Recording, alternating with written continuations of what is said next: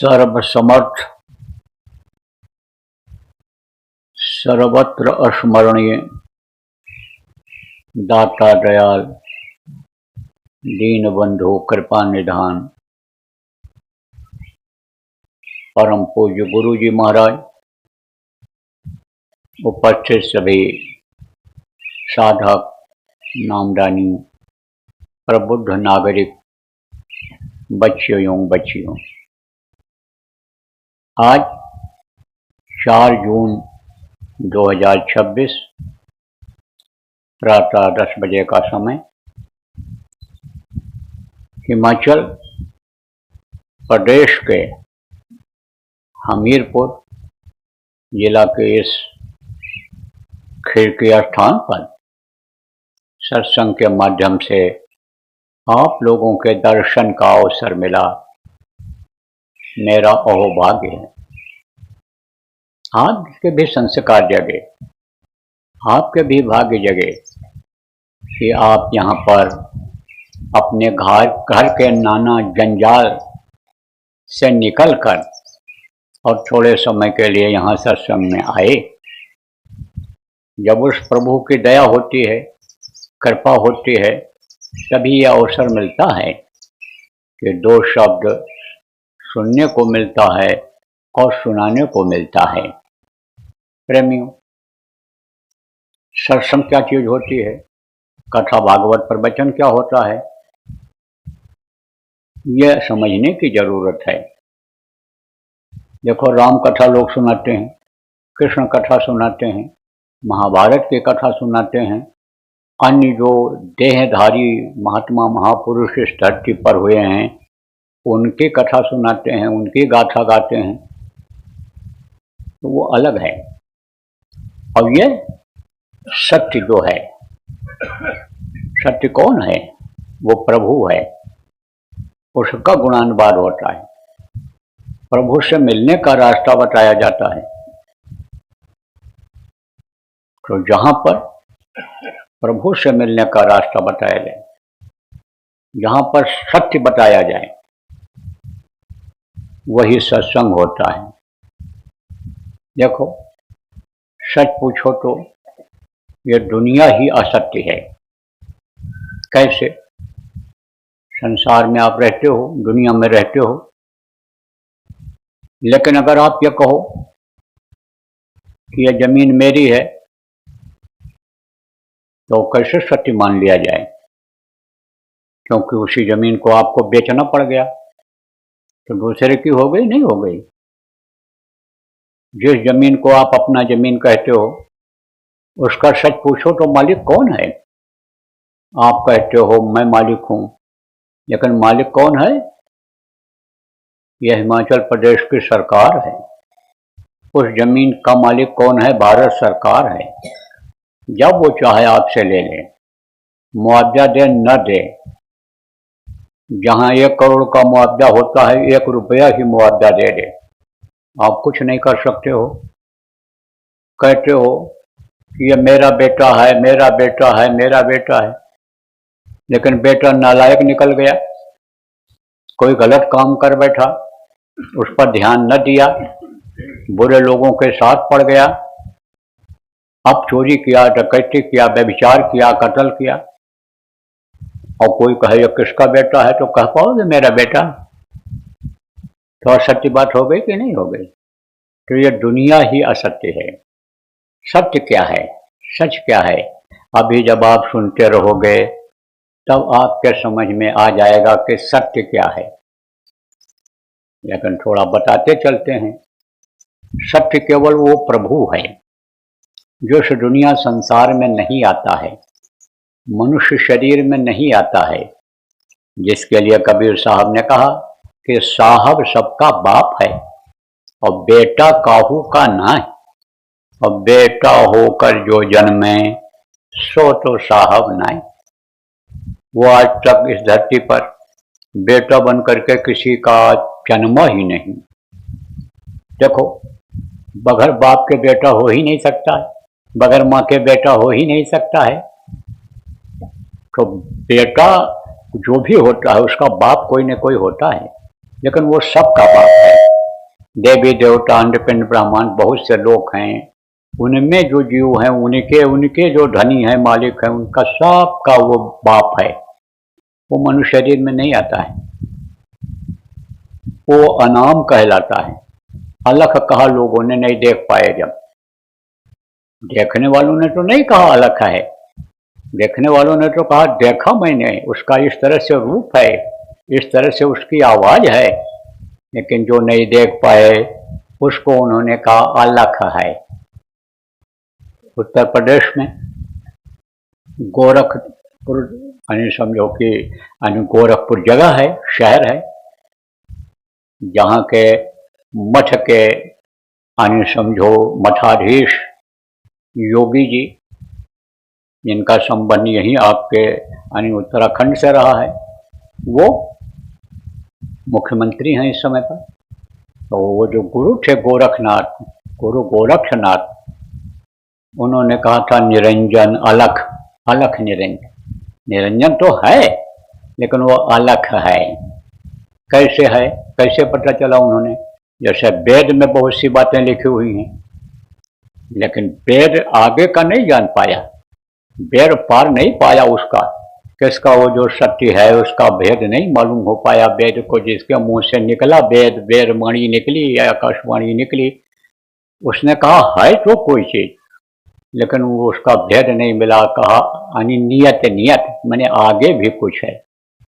देखो ये पहाड़ी है, तो पहाड़ी के उस पार क्या है आपको नहीं पता है। पहाड़ी पार करोगे या पहाड़ी के ऊपर चढ़ोगे तब आपको पता चलेगा। लेकिन अगर धुआं हो रहा है या जानवर बोल रहे हैं तो समझ लो कि आबादी है उधर। तो यही सब लक्षण होते हैं, इन्हीं से पहचाना जाता है तो वो प्रभु है, और वो किसी का बेटा बनकर नहीं जन्मता है। बाकी ये जो नाम उसका नाम है, अनाम होते हुए भी उसका नाम है। जिन्होंने सुना है उन्होंने नाम बताया है। किसने सुना है? जो संतों के जीव रहे हैं, संत रहे हैं इस धरती पर, उन्होंने सुना है, देखा है, बताया। बाकी ये जो नाम है भगवान के, इतने आदमी यहाँ बैठे हो लेकिन एक नाम से उसको नहीं पुकारते हो, अलग अलग नाम से पुकारते हो। तो जिनका नाम पुकारते हो वो सब मनुष्य शरीर में आए हैं, और उन्होंने ऐसा काम किया है लोगों के लिए कि लोगों ने उनको भगवान मान लिया है। किसमें थे? मनुष्य शरीर में ही थे। देखो मनुष्य होता है और गलत साथ पड़ गया, गलत घर में जन्म ले लिया, गलत संस्कार पड़ गए तो वही हैवान हो जाता है। कोई दया नहीं रहती, कोई धर्म को नहीं मानता है, वो तो अपने हविष में रहता है, स्वार्थ में रहता है। धन मिल जाए, हमारे शरीर का हविष पूरा हो जाए, वो इसी चक्कर में रहता है। हैवानियत का काम करता है, मार काट का काम करता है, दूसरे बहन वो बेटियों के साथ गलत काम करता है। लेकिन जब सत्संग मिल जाता है तो बदल जाते हैं। चोर बदल गए, डकैत बदल गए, अंगुलमाल बदल गए, वाल्मीकि बदल गए, इतिहास बता रहा है। तो बदल जाता है, और जब बदला तो इंसान हो गया। इंसान किसको कहते हैं? जो सब पर दया करता है, किसी जीव को नहीं सताता है, मारता काटता नहीं है, जो हो सकता है एक दूसरे की मदद करता है, सेवा करता है, वो इंसान होता है। जो धर्म कर्म को मानता है, अपने तौर तरीके से ही चाहे कोई भगवान को याद करता है तो वो इंसान होता है। और जब भगवान की प्राप्ति इसी मनुष्य शरीर में होती है, जितने लोग हुए सब बोले मनुष्य शरीर में ही मिलता है, और जब उसका दर्शन कर लेता है तो वो ताकत उसके अंदर आ जाती है, तो भगवान की तरह से वो हो जाता है। कैसे ताकत आती है?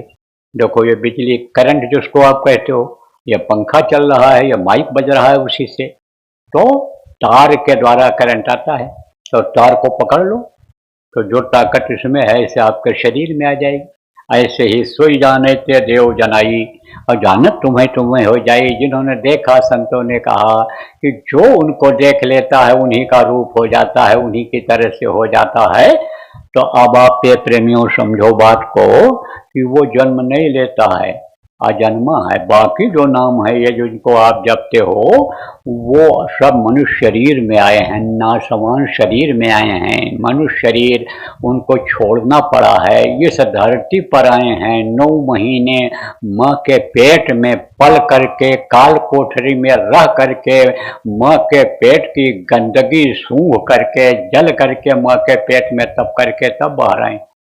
तो अब आप ये समझो प्रेम कि ये दुनिया संसार छोड़कर वो भी गए, चाहे कोई ऋषि मुनि कहलाए, चाहे कोई योगी योगेश्वर कहलाए, चाहे अवतारिक शक्तियाँ कहलाई, जिनके अंदर जैसी शक्ति आई उसी तरह से लोगों ने उनका नाम रख दिया।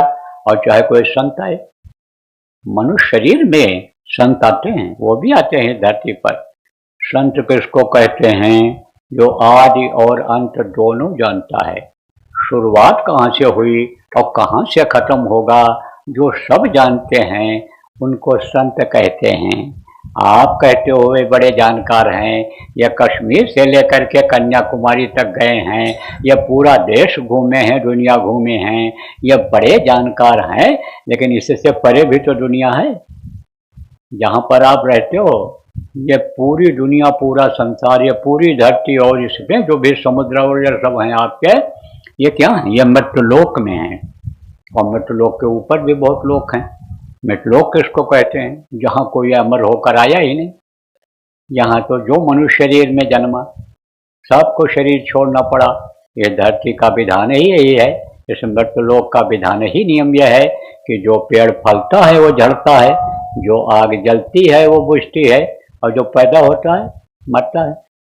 इससे भी लोक हैं ऊपर, जिनको अंडलोक कहा गया, फिर ब्रह्मांड लोक कहा गया, फिर यानी समझो कि सतलोक कहा गया, अलख लोक कहा गया, अगम लोक कहा गया, अनामी लोक कहा गया। तो बहुत से लोक हैं, अलग अलग स्थानों से यानी ताकत आती है, इनके स्थान अलग अलग हैं। तो अब आप ये समझो प्रेमियों कि ये जो मनुष्य शरीर है इसी में सत्य का संग हो जाता है। यानी समझो सत्य, यानी समझो वही प्रभु ही है, वो हमेशा यानी जैसा है ऐसा ही रहता है। वहाँ कोई गंदगी नाम की चीज नहीं है, कोई झाड़ू लगाता दिखाई नहीं पड़ता है। वहाँ पर आप ये समझो कि कोई सेप्टिक टैंक या कोई ऐसी चीज नाबदान नाली है ही नहीं, अंधेरा होता ही नहीं है। यहाँ तो अंधेरा ही अंधेरा है। कैसे अंधेरा है? आप कहोगे जो पढ़े लिखे बुद्धिजीवी वर्ग के लोग बैठे हो कि अंधेरा नहीं है, अंधेरा नहीं है, उजाला है। लेकिन मैं कह दूं कि आंख बंद कर लो तो अंधेरा रहेगा कि उजाला रहेगा? अंधेरा हो जाएगा। तो यहाँ अंधेरा उजाला दोनों है, लेकिन ऊपर उजाला ही उजाला है, परम प्रकाश रूप दिन राति। नहीं कुछ चाहिए दिया घट बाती। देखने वालों ने कहा वहाँ दिया चिराग की कोई जरूरत नहीं है, कोई हाइड्रोजन ट्यूबलाइट की जरूरत नहीं है, वहाँ कोई अन्य समझो कि पावर हाउस बिजली का लगाने की या कोई पवन चक्की लगाने की जरूरत ही नहीं है, रोशनी ही रोशनी। देखने वालों ने और क्या कहा? देखो उदाहरण देकर इसलिए समझाता हूँ कि आपके समझ में सब आ जाए, और कहीं ये न सोचो कि बाबा अपने मन से आए और सब गढ़ करके बता करके चले गए। ये कहीं लिखा पढ़ी में नहीं है, लिखा पढ़ी में सारी बातें हैं, ये सारी बातें लिखा पढ़ी में मिलती हैं। आप ये समझो प्रेमियों, देखने वालों ने कहा कि बिना भूमि एक महल बना है, तामे ज्योति अपारी रे, अंधा देख देख सुख पावे, बात बतावे सारी रे, अचरज देखा भारी साधो, अचरज देखा भारी रे। जो चीज कभी पहले न देखे हो उसको देखते हो तो कहते हो आश्चर्य की बात है, ये तो एक चमत्कारिक बात है। ऐसे ही उन्होंने कहा मैंने अचरज देखा, अचरज देखा कि बगैर अनि दिया चिराग के रोशनी सब जगह है, जर्रे जर्रे में है, जमीन नहीं दिखाई पड़ रही है, लेकिन महल बना हुआ है। जमीन देखा भी लोगों ने तो कहा आसमान की तरह से कोमल है, तो वहाँ का नज़ारा ही अलग है। ऊपरी लोगों का नज़ारा ही अलग है। तो रोशनी में आप जा सकते हो, इसी मनुष्य शरीर में से रास्ता गया है, उस प्रभु का दर्शन कर सकते हो, इसी मनुष्य शरीर में से रास्ता गया हुआ है। और वो रास्ता देवी देवताओं के 17 तत्वों के लिंग शरीर में से नहीं है। सूक्ष्म शरीर में से वो रास्ता जो 9 तत्वों का है नहीं है। रूप रस स्पर्श गंध शब्द जो ये 5 हैं, यानी उनसे जो शरीर कारण शरीर अंदर में बना हुआ, उसमें वो रास्ता नहीं है। केवल ये जल पृथ्वी अग्नि वायु और आकाश से बने हुए शरीर में। इसीलिए तो देवता तरसते रहते हैं, नर समान न कौनो देही, जीव चराचर जाचते ही। जितने भी चर और अचर के जीव हैं, सब इस मनुष्य शरीर को मांगते रहते हैं कि थोड़े समय के लिए अगर हमको मिल जाता तो हम अपना काम बना लेते। अब अपना काम क्या है, अब पराया काम क्या है? जो काम आप लोग करने में लगे हुए हो, यह आपके काम नहीं आएगा। अभी तो आप इस मकान में रहते हो, अभी तो आप अपनी खेती दुकान का यानी समझो आमदनी खाते हो, लेकिन एक समय ऐसा आएगा कि जब इस पिंजरे से पंछी उड़ जाएगा, यही बोलने वाली ताकत शक्ति निकल जाएगी, जब प्राण निकल जाएंगे, जीवात्मा निकल जाएगी, तब उसी घर से, जिस घर के बनाने में, सजाने संवारने में जिंदगी बिता दी आपने, अथक परिश्रम किया, उसी घर के दरवाजे से घर के ही लोग आपको बाहर निकाल देंगे, तो कैसे मान लें कि वो आपका घर है? मटर लगा देते हैं, चना बो देते हैं, फसल तैयार करते हैं और कहते बढ़िया इसका हम बना करके खाएंगे। लौकी लगा दिया, कटहल लगा दिया, कहते कोफ्ता बना करके खाएंगे, जब बड़ा हो जाएगा फलने लगेगा। लेकिन बीच में ही समय पूरा हो गया, क्योंकि समय सबका पूरा होना है। आपको बताया जो मनुष्य शरीर में आया सबको छोड़ करके दुनिया संसार से जाना पड़ा, तो कोफ्ता कोई दूसरा खाएगा कि नहीं खाएगा? मटर कोई दूसरा खाएगा कि नहीं खाएगा? बोले गाड़ी खरीद लें, अब दुकान पर जाना पड़ता है, उम्र हो गई, पैदल नहीं चल मिलता है, और बढ़िया से बढ़िया गाड़ी खरीदा और 10 दिन भी नहीं हुआ और समय आ गया, चले गए दुनिया से, तो दूसरा बैठेगा नहीं बैठेगा उस पर? तो जो कुछ काम करते हो दूसरों के लिए करते हो, अपना काम क्या है? अपना काम यही है कि जिस लिए यह मनुष्य शरीर मिला, किस लिए मिला? भगवान के प्राप्ति के लिए, भगवान के दर्शन के लिए। इस शरीर को जो चलाने वाली ईश्वर अंश जीवात आत्मा है, ईश्वर का, परमात्मा का बहुत छोटा टुकड़ा जिसको अंश कहते हैं, वो है उसको परमात्मा तक पहुंचाना। यह मनुष्य शरीर का लक्ष्य है, उद्देश्य है। इसीलिए मांगने पर यह मनुष्य शरीर मिला। जब माँ के पेट में उल्टे टंगे हुए थे, टट्टी पेशाब की बदबू आ रही थी, उल्टे लटके हुए थे, काल कोठरी में बंद थे, कोई वहाँ रोशनी नहीं थी, वहाँ कोई आप ये समझो कि ठंडक देने वाली चीज नहीं थी। माँ के पेट की गर्मी 24 घंटे परेशान करती रहती थी। तब क्या कहते, अब प्रभु कृपा करो यही भांति, सब तज भजन करो दिन राति। सब कुछ तज करके हे प्रभु, हे मेरे मालिक, भजन में लग जाऊंगा। आपको खोजने का रास्ता वक्त के गुरु से, धरती पर मौजूद संत गुरु से ले करके और आपके पास पहुंच जाऊंगा, आपके चरणों में लग जाऊंगा। लेकिन बाहर आकर भरम गया, बहुत उठाए पाप, बाहर आकर के भूल गए। जिसको याद रखना चाहिए 24 घंटे, प्रभु को याद करने के लिए मनुष्य शरीर मिला और कहा था दिन रात याद करेंगे, उसको भूल गए। मौत जो होनी ही होनी है, असली चीज को आप भूल गए। तो अब इसको आज याद करने की जरूरत है कि कल भैया किसी ने नहीं देखा है। इस वक्त का समय तो ऐसा है कि घर से आदमी निकले, कोई गारंटी नहीं है कि 2 घंटे के बाद ठीक ठाक वापस आ जाए। अकाल मृत्यु जग माही व्यापै, प्रजा बहुत मरे। तो गारंटी नहीं है कि 2 घंटे के बाद घर में ठीक से वापस आ जाओ, पता नहीं कब क्या हो जाए।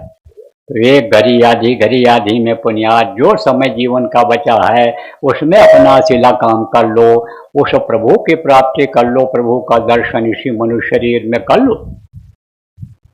अब आप जो समझदार लोग, पढ़े लिखे लोग बैठे हो, आपसे पूछा जाए कि दुनिया किसने बनाया, ये पेड़ पौधे पहाड़ किसने बनाए, ये पशु पक्षी किसने बनाया, ये आसमान में उड़ने वाले पक्षियों को, जल में रहने वाले जीवों को किसने बनाया, इस मनुष्य शरीर को किसने बनाया, तो कहोगे भगवान ने बनाया।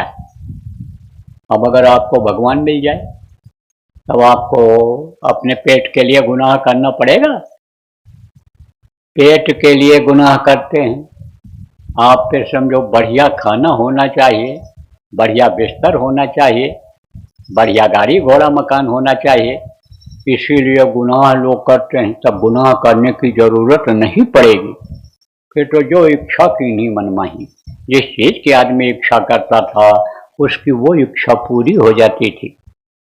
देखो, राम लक्ष्मण और सीता और हनुमान का नाम विदेशों में भी बहुत लोग जान गए। तो लक्ष्मण को शक्ति बाण लगा था, तब वैद्य ने कहा था कि बूटी आ जाए, संजीवनी आ जाए, संजीवनी अगर आ जाएगी तो वे बच जाएंगे और नहीं तो सवेरा होते ही खत्म हो जाएंगे। तब किसको हुक्म हुआ था? पवन पुत्र हनुमान को। तब वो कैसे गए थे संजीवनी लाने के लिए? कम समय में रात यानी खत्म होने से पहले कैसे संजीवनी ले आए थे? उड़ करके गए थे। अब एक चीज और याद दिला दें आप कि आज के वैज्ञानिक, आज के जो ये वैज्ञानिक और ये कहते हैं कि भाई हमने बहुत तरक्की किया, हम तो चंद्रमा पर पहुंच गए, हम तो मंगल पर पहुंचने वाले हैं, लेकिन बगैर ईंधन के कोई जहाज ऐसा बना है? बगैर तेल डाले या बगैर उसमें उपकरण बनाए, यानी बगैर नट बोल्ट के बनाए, बगैर किसी धातु के लगाए, कोई ऐसा बना है कि जो जिससे बैठ करके ऊपर उड़ करके चले जाए? सोचो आप कि हनुमान जी कौन से पुष्पक विमान पर, कौन से आप ये समझो हवाई जहाज पर बैठकर गए थे, उड़ करके गए थे। तो प्रेमियों, सच पूछो तो शक्तियां होती हैं, अनुमा गरिमा महिमा लघमा वशीकरण, ये सब सिद्धियां हैं। तो इच्छा किया उन्होंने कि हम छोटे बन जाएं, और छोटे बन करके उड़ करके गए, और जब पहाड़ उठाने को हुआ, पहचान में नहीं आई संजीवनी, तब बोले पहाड़ ही उठा करके ले चलें, वैद्य जी खोज लेंगे इसमें कौन सी है। तब फिर भारी भरकम शरीर बना लिया, इच्छा करते ही हो गया। और वो शक्ति अगर आप में आ जाए, पराक्रम जिसको कर सर्वशक्तिमान हो जाना, जहां इच्छा करना तहां पहुंच जाना, ऐसी शक्ति अगर आ जाए आप में, तब आप समझो कि कोई तकलीफ रह जाएगी? घर घर में तकलीफ, घर घर में बीमारी, घर घर में लड़ाई झगड़ा, कुछ कुछ घर घर में वैमनस्यता ईर्ष्या द्वेष। कहते मेहनत बहुत करता हूँ, आमदनी का पता नहीं चलता है, तनख्वाह अच्छी मिलती है, लेकिन महीना पूरा होते होते सब खत्म हो जाता है, कोई बचत नहीं होती। हम ही से लोग कहते हैं कि लड़का बड़ा हो रहा, लड़की बड़ी हो रही है, क्या करें, शादी ब्याह कैसे होगा, इनके भविष्य के बारे में क्या हम सोचें, क्या करें, कैसे करें। बड़ी हालत खराब है लोगों। हमारे पास तो हर तरह के लोग आते हैं, गुरु महाराज के पास हर तरह के लोग आते थे, अच्छे अच्छे पढ़े लिखे लोग, हाई कोर्ट सुप्रीम कोर्ट के जज, आप ये समझो बड़े बड़े नेता मंत्री, केंद्रीय मंत्री, मुख्यमंत्री, ये वो सब आते हैं और उपाय जानते हैं, इच्छा करते हैं, अलग अलग इच्छाएं होती हैं। कोई कहता आशीर्वाद दीजिए घर परिवार में सुखी रहें, क्योंकि जैसे बाहर से आता हूँ तैसे घर में लड़ाई झगड़ा कुछ कुछ देख करके बाल काल बच्चे नोचते हैं, बीमार हो जाते हैं, कैसे कुछ हो जाता है। कोई वो मांगता है, वो कहता है इसमें आशीर्वाद दो, कोई कहता हम बढ़िया से अपना कर्तव्य का पालन करते रहें, दया हो जाए और तरक्की कर जाएं। हर तरह के लोग आते हैं। तो मैं तो जानता हूँ, देखता हूँ लोगों की पीड़ा दर्द, मुंह से भले कोई न कहे, लेकिन अंदर में आप सच पूछो तो सब दुखी हो। अब इस समय पर तो जिसके पास है वो भी दुखी है, और नहीं है वो तो दुखी है ही। कैसे, ये भी बता दें। बच्चे से बड़ा प्रेम होता है। औलाद के लिए देखो, जगह जगह लोग जाते हैं जिनके नहीं होता है, बच्चा नहीं होता है। पेड़ पर मत्था पटक कर किसी ने कह दिया पटको, बच्चा मिल जाएगा। पौधे पर पटको, पत्थर पर पटको, वहाँ चले जाओ, स्नान कर लो, यहाँ महात्मा के पास, साधु के पास चले जाओ, दौड़ लगाता है। कहता कैसे भी हो कहीं से एक बच्चा हो जाए। लेकिन वो समय आ गया, आप नज़र फैला करके देखो कि जिनके 4 बच्चे हैं वो कहते मर जाते तो ठीक था। कहो अरे क्या कमी होगी आपको, 4 बहुएं, 4 बच्चे, पोते नाती, सब आपके खूब सेवा करते हों। बोलते हैं भैया ये कोई काम के नहीं हैं, ये तो सब स्वार्थी हैं। बहू अपनी तरफ खींच रही, बेटा अपनी तरफ खींच रहा है, और भाई लोग अलग चाहते हैं कि जैसे मरे हिस्से में हम दावेदारी कर दें जमीन जायदाद में। और ये लड़के यही सोच रहे हैं कि जैसे ये मरे हमारे नाम से कर दें, सताते अलग से हैं, कहते हैं हमारे नाम से कर दो और किसी का हिस्सा मत दो, हम आपकी सेवा करेंगे, हम आपका मरने के बाद संस्कार करेंगे। और बहू में तो जैसे इंतजार कर रही हूँ कि मरे तिजोरी की चाबी, अलमारी की चाबी हमको मिल जाए। अरे ऐसा भी जो सास बैठी हैं कहती हैं, तो डरती हूँ पैर दबाने कि कहीं पैर दबाते दबाते बहू गला न दबा दे तिजोरी की चाबी के चक्कर में। तो भाई दुनिया स्वार्थी होती चली जा रही है, दुखी सब हैं। नानक साहब थे, कौन थे? महात्मा थे, गुरु नानक जिनको कहा जाता है, यहीं बगल में आपके पंजाब है, यहीं हुए हैं। तो उन्होंने कहा नानक दुखिया सब संसार, सब दुखी, सुखी वही जो नाम आधार, जो नाम को पकड़ लेता है।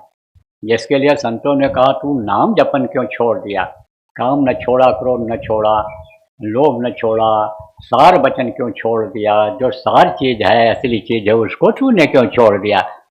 तो अब नाम क्या है आपको बताऊंगा। देखो प्रेम, नाम 2 तरह का होता है। एक होता है मुंह से लेने वाला नाम, और एक होता है सुनने वाला नाम। तो जो मुंह से लेने वाला नाम होता है वो लिखन पढ़न और कहन में आया, सोई को वर्णात्मक गाया। मुंह से लेने वाले नाम को वर्णात्मक नाम कहते हैं। वर्णमाला है ना, काका गा घा आबा सादा, यह सब ये वर्णमाला में है, ये भी सीढ़ी वर्णमाला है। तो जो कहने सुनने में आता है नाम, देखो वर्णमाला में अक्षर हैं, तो जा, या और गु, रू, ये सब अक्षर हैं। तो ये जब जुड़ते हैं तब वो नाम बनता है। जैसे आपका नाम है मोहन, तो म पर ओ का मात्रा हा और ना मोहन, अलग अलग नाम है लेकिन जोड़ोगे तब नाम बन जाएगा। ऐसे जो मुँह से लेने वाला नाम होता है वो वर्णात्मक नाम कहलाता है, और ध्वन्यात्मक नाम होता है। तो वर्णात्मक नाम तो ये बदलते रहते हैं, और ध्वन्यात्मक नाम कभी नहीं बदला। दोनों आपको बताऊंगा। देखो प्रेमियों, ये 4 युग है, सतयुग, त्रेता, द्वापर और कलयुग। तो त्रेता में देखो राम नाम में शक्ति थी। सतयुग में वर्णात्मक नाम की कोई जरूरत ही नहीं थी, क्योंकि ध्वन्यात्मक नाम को ही लोग सुनते थे। सबका आंख कान खुला हुआ था। शुरू में जब यानी ये दुनिया संसार बना है उस समय पर सतयुग ही था। तो कौन सा कान खुला था, कौन सी आंख खुली थी, वो मैं अभी आपको बताऊंगा, लेकिन उस समय पर खुला हुआ था। तो सब लोग दर्शन करते रहते थे, देवी देवताओं का, अन्य लोक के धनियों का, प्रभु का दर्शन करते रहते थे, उनकी आवाज़ वो बराबर सुनते रहते थे। लेकिन जैसे युग बदला तैसे मलिनता आ गई, मन मोटा होने लग गया। तब त्रेता युग आया, द्वापर के त्रेता युग आया सतयुग के बाद। तब उसमें जो है वो राम भगवान को आना पड़ा, 12 कला लेकर के वो आए, और उन्होंने जो है एक नाम को जगाया, राम नाम को। तो राम नाम में शक्ति आई और राम का बड़ा प्रचार हुआ, और राम नाम की शक्ति का लोगों ने अनुभव किया। जो उनके नज़दीक में रहे, हनुमान को आप ये समझो कि अनुभव हो गया था। सुमेर पवन सुत पावन नाम, और अपने वश कर राखो राम। जिस नाम से वो जुड़े हुए हैं, उनको याद करके आप ये समझो कि राम जो मनुष्य शरीर में थे, उनको अपने वश में कर लिया था। उनको पहचान हो गई थी। कैसे सुमिरन करते थे वो अभी आपको सुमिरन करना बताऊंगा, तब आपके समझ में आएगा कि इसी तरह से हनुमान सुमिरन करते रहे होंगे, नाम को जपते रहे होंगे। तो अब आप ये समझो कि 9 करोड़ सेना दोनों की मिला के थी, रीछ यानी भालू और बंदर मिला करके 9 करोड़ सेना, 9 करोड़ 9 छोड़ी सेना थी, 9 करोड़ 9 छोड़ी सेना थी। तो अब आप ये समझो प्रेमियों कि उनको कैसे विश्वास हुआ, उनके जो मुखिया थे उनको कैसे विश्वास हुआ। राम भगवान ने कहा कि चलो चढ़ाई करो लंका पर। मान नहीं रहा है समझाने से और न मानेगा, अब उसका विनाश असंभावी। जैसे कृष्ण ने कहा था समझाने पर ये नहीं मान रहे हैं कौरव, पांडव को कह रहे हैं सुई के नख के बराबर भी जमीन नहीं देंगे, तो अब तो महाभारत कराना ही पड़ेगा। इसी तरह से उन्होंने कहा कि अब चलो चढ़ाई किया जाए, अब समय आ गया। बहुत समझाया विभीषण ने, बहुत समझाया मंदोदरी ने, हनुमान जी को भेजा गए, पाठ भी पढ़ा के चले आए कि इसका अहंकार किसी तरह से खत्म हो जाए। सोने की लंका को खाक में मिलाकर चले आए, अशोक वाटिका को ऐसे पकड़ पकड़ करके उठा करके ऐसे पेड़ों को दूर फेंक दिया, जा करके उसके महल के पास गिरा। तब भी वो ताकत को अपने नहीं भूल पाया। तब तक उस ताकत को जो तपस्या के बल पर लिया था, वरुण कुबेर सुरेश समीर अरुण सम्मुख धैर्य का होना धीरा, बड़े बड़े देवता जिसके सामने नहीं टिकते थे, रावण में इतनी शक्ति थी, तब भी वो हार नहीं माना। तब बोले अब चलो, अब जो है तुम्हारी जरूरत है।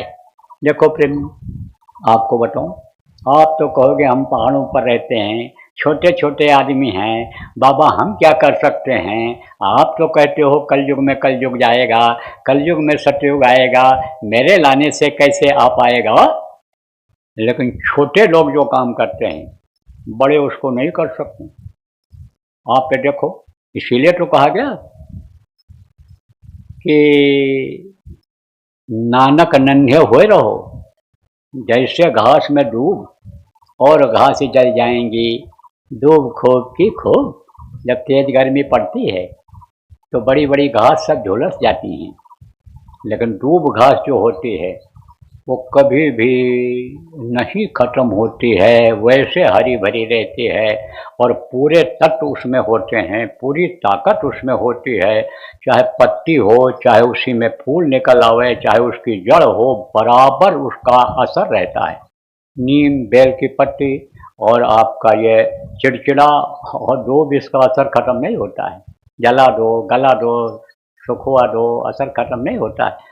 तो कहते हैं कि इसीलिए छोटे बन करके रहो। बड़ा भया तो क्या भया, जैसे पेड़ खजूर और पंछी को छाया नहीं और फल लगे अति दूर। खजूर के पेड़ होते हैं, कितनी दूर फल होता है, कोई तोड़ के खा सकता है? नहीं खा सकता है। तो ऐसे बड़ा होने से क्या फायदा है। छोटे लोगों ने काम किया और परिवर्तन अगर होगा तो आप जैसे छोटे लोगों के द्वारा होगा। मैं तो आपको छोटा नहीं कहता हूँ, मैं तो बड़ा ही कहता हूँ। अपने बच्चे को कोई गरीब कहता है? तो मेरे तो अपना कोई बच्चा है नहीं, न मेरी बीबी, न मेरे बच्चे, और मेरे जो माता पिता थे चले गए, और भाई और भाभी, भाई और परिवार के बहुत से लोग चले गए, और हमारा ज़्यादातर वहाँ का आना जाना अब नहीं रहता है। अब आप ये समझो हमारा रिश्ता किससे है? आपसे है। आपके शरीर से मोह नहीं है, आपके धन से मोह नहीं है, लेकिन आपके अंदर जो ईश्वर अंश जीव अविनाशी है, जो परमात्मा की अंश जीवात्मा है, इससे मुझे प्रेम है। तो ये हमारे गुरु महाराज, ये जिनकी तस्वीर लगी हुई थी, ये बराबर कहा करते थे कि मेरे अपना कोई बच्चा नहीं है, लेकिन आध्यात्मिक दृष्टिकोण से मैं तुम सब लोगों को अपना बच्चा मानता हूँ। तो उन्हीं का काम तो मैं भी कर रहा हूँ, उन्हीं का बच्चा तो मैं भी हूँ। तो मैं कहाँ से ये भूलूंगा कि आप यानी समझो कि हमारे नहीं हो। आपको मैं अपना मानता हूँ तो अपने को कोई नहीं ये कहता है। किसी की आँख एक फूट जाए या आँख चली जाए तो अपने लड़के को कोई काना कहता है? नहीं कहता है। अब आपका भाग्य, आपका अलग अलग संस्कार रहा, पिछले जन्म के ये कर्म आपके, आप ये समझो कोई गरीब घर में जन्म ले लिए, कोई अमीर घर में जन्म ले लिए, और कोई समझो कि आप अच्छे धार्मिक लोगों के यहाँ जन्म ले लिए, आप ही का कोई भाई, आप ही का परिवार का आदमी, आप ये समझो कि जन्म तो लिया आपके परिवार में, लेकिन वो बिगड़ गया और आपके ऊपर दया हुई, आप यहाँ संस्कार बनाने के लिए आ गए, नाम लेने के लिए आ गए, उद्धार के लिए अपनी आत्मा के आ गए। तो प्रेमियों, परिवर्तन होता है, छोटे लोगों के द्वारा होता है। तो मैं आपको बता रहा था कि बंदर और भालुओं से कहा भाई चलो। तो देखो, जैसे मैंने बताया, गरीब अमीर मध्यम श्रेणी के, पढ़े लिखे अनपढ़ सब होते हैं फौज में जो भर्ती होते हैं। कोई थोड़ा कमज़ोर भी होता है, कोई कम दिमाग का होता है, कोई तेज दिमाग का होता है। आप ये समझो कि कोई कम पढ़ा, कोई ज़्यादा पढ़ा, हर तरह के होते हैं। तो वो बंदर और भालू जो कमज़ोर थे, हनुमान की तरह से उड़ करके नहीं जा सकते थे, उन लोगों ने कहा महाराज जाएंगे कैसे? बोले पुल बनाओ। राम भगवान ने कहा पुल बनाओ। तो कहा भाई पुल तो बनेगा कैसे? बोले पत्थर डालने से बनेगा। कहा महाराज इतने पत्थर कहाँ से आएंगे? समुद्र की गहराई का कुछ पता नहीं है। डालने लग गए लोग, डूबने लग गए पत्थर। तब बोले ऐसे नहीं, अब राम नाम लिखो पत्थरों पर और राम राम लिख करके समुद्र में डालो। तो आपने सुना होगा राम कथा में कि पत्थर के ऊपर राम राम लिख करके समुद्र में डाला गया था, सारे पत्थर तैरने लगे थे। लेकिन राम भगवान का भी समय खत्म हुआ, त्रेता युग खत्म हो गया। जिस काम के लिए वो आए थे, धर्म की स्थापना के लिए, सज्जनों की रक्षा के लिए, वो समय उनका हो गया, जाने का समय हो गया। तो वो भी अयोध्या में सरयू नदी बहती है, वहीं गुप्तार घाट पर गए और सरयू में कूद करके और अपना जो है वो प्राण त्याग दिया, चले गए इस दुनिया संसार से। तब यह परिवर्तन की घड़ी है, परिवर्तन का बेला है, यहाँ परिवर्तन होता रहता है इस दुनिया में। जैसे अभी यह दिन है, दिन खत्म होगा, रात आएगी और फिर दिन आएगा, तारीख बदलेगी, महीना बदलेगा। ऐसे ही एक युग के बाद दूसरा युग का आने का समय होता है। तो त्रेता के बाद द्वापर आया, तो द्वापर में महापुरुष आए जिनको कृष्ण भगवान कहा गया। तो उन्होंने कृष्ण नाम को जगाया। कृष्ण कृष्ण जिसने जहाँ पर पुकारा, देखो कृष्ण खड़े हुए मिले। द्रौपदी की लाज जब लुट रही थी, दुशासन जब उनको नंगा कर रहा था बड़ी सभा में, तब उन्होंने अपनी साड़ी को हाथ से पकड़ करके बचने की कोशिश किया, पैर से दबा करके, हाथ से समझो कोहनी से दबा करके, दांत से दबा करके अपनी साड़ी को, कि हमको ये नंगी न कर पावे। और जब सब थक गया तब बोली हाँ कृष्ण। कृष्ण आकर के खड़े हो गए और सारी बीच नारी है कि नारी बीच सारी है, कि सारी की ही नारी है, कि नारी की ही सारी, पता ही नहीं चला कि नारी है कि साड़ी बड़ी है। वो साड़ी बढ़ती चली गई, खींचते खींचते पसीना से तरबतर हो गया, बेहोश हो गया, गिर गया। तो रक्षा हुई कि नहीं हुई? ऐसे ही जब कलयुग आया, त्रेता द्वापर के बाद कलयुग आया, तो कलयुग में संतों का प्रादुर्भाव हुआ। तो कौन सबसे पहले संत आए? कबीर साहब। तो उन्होंने सत्य साहब नाम जगाया, सत्य साहब बताया उसको कि वही सत्य है, जिसके लिए योगियों ने कहा ब्रह्म सत्यम जगत मिथ्या।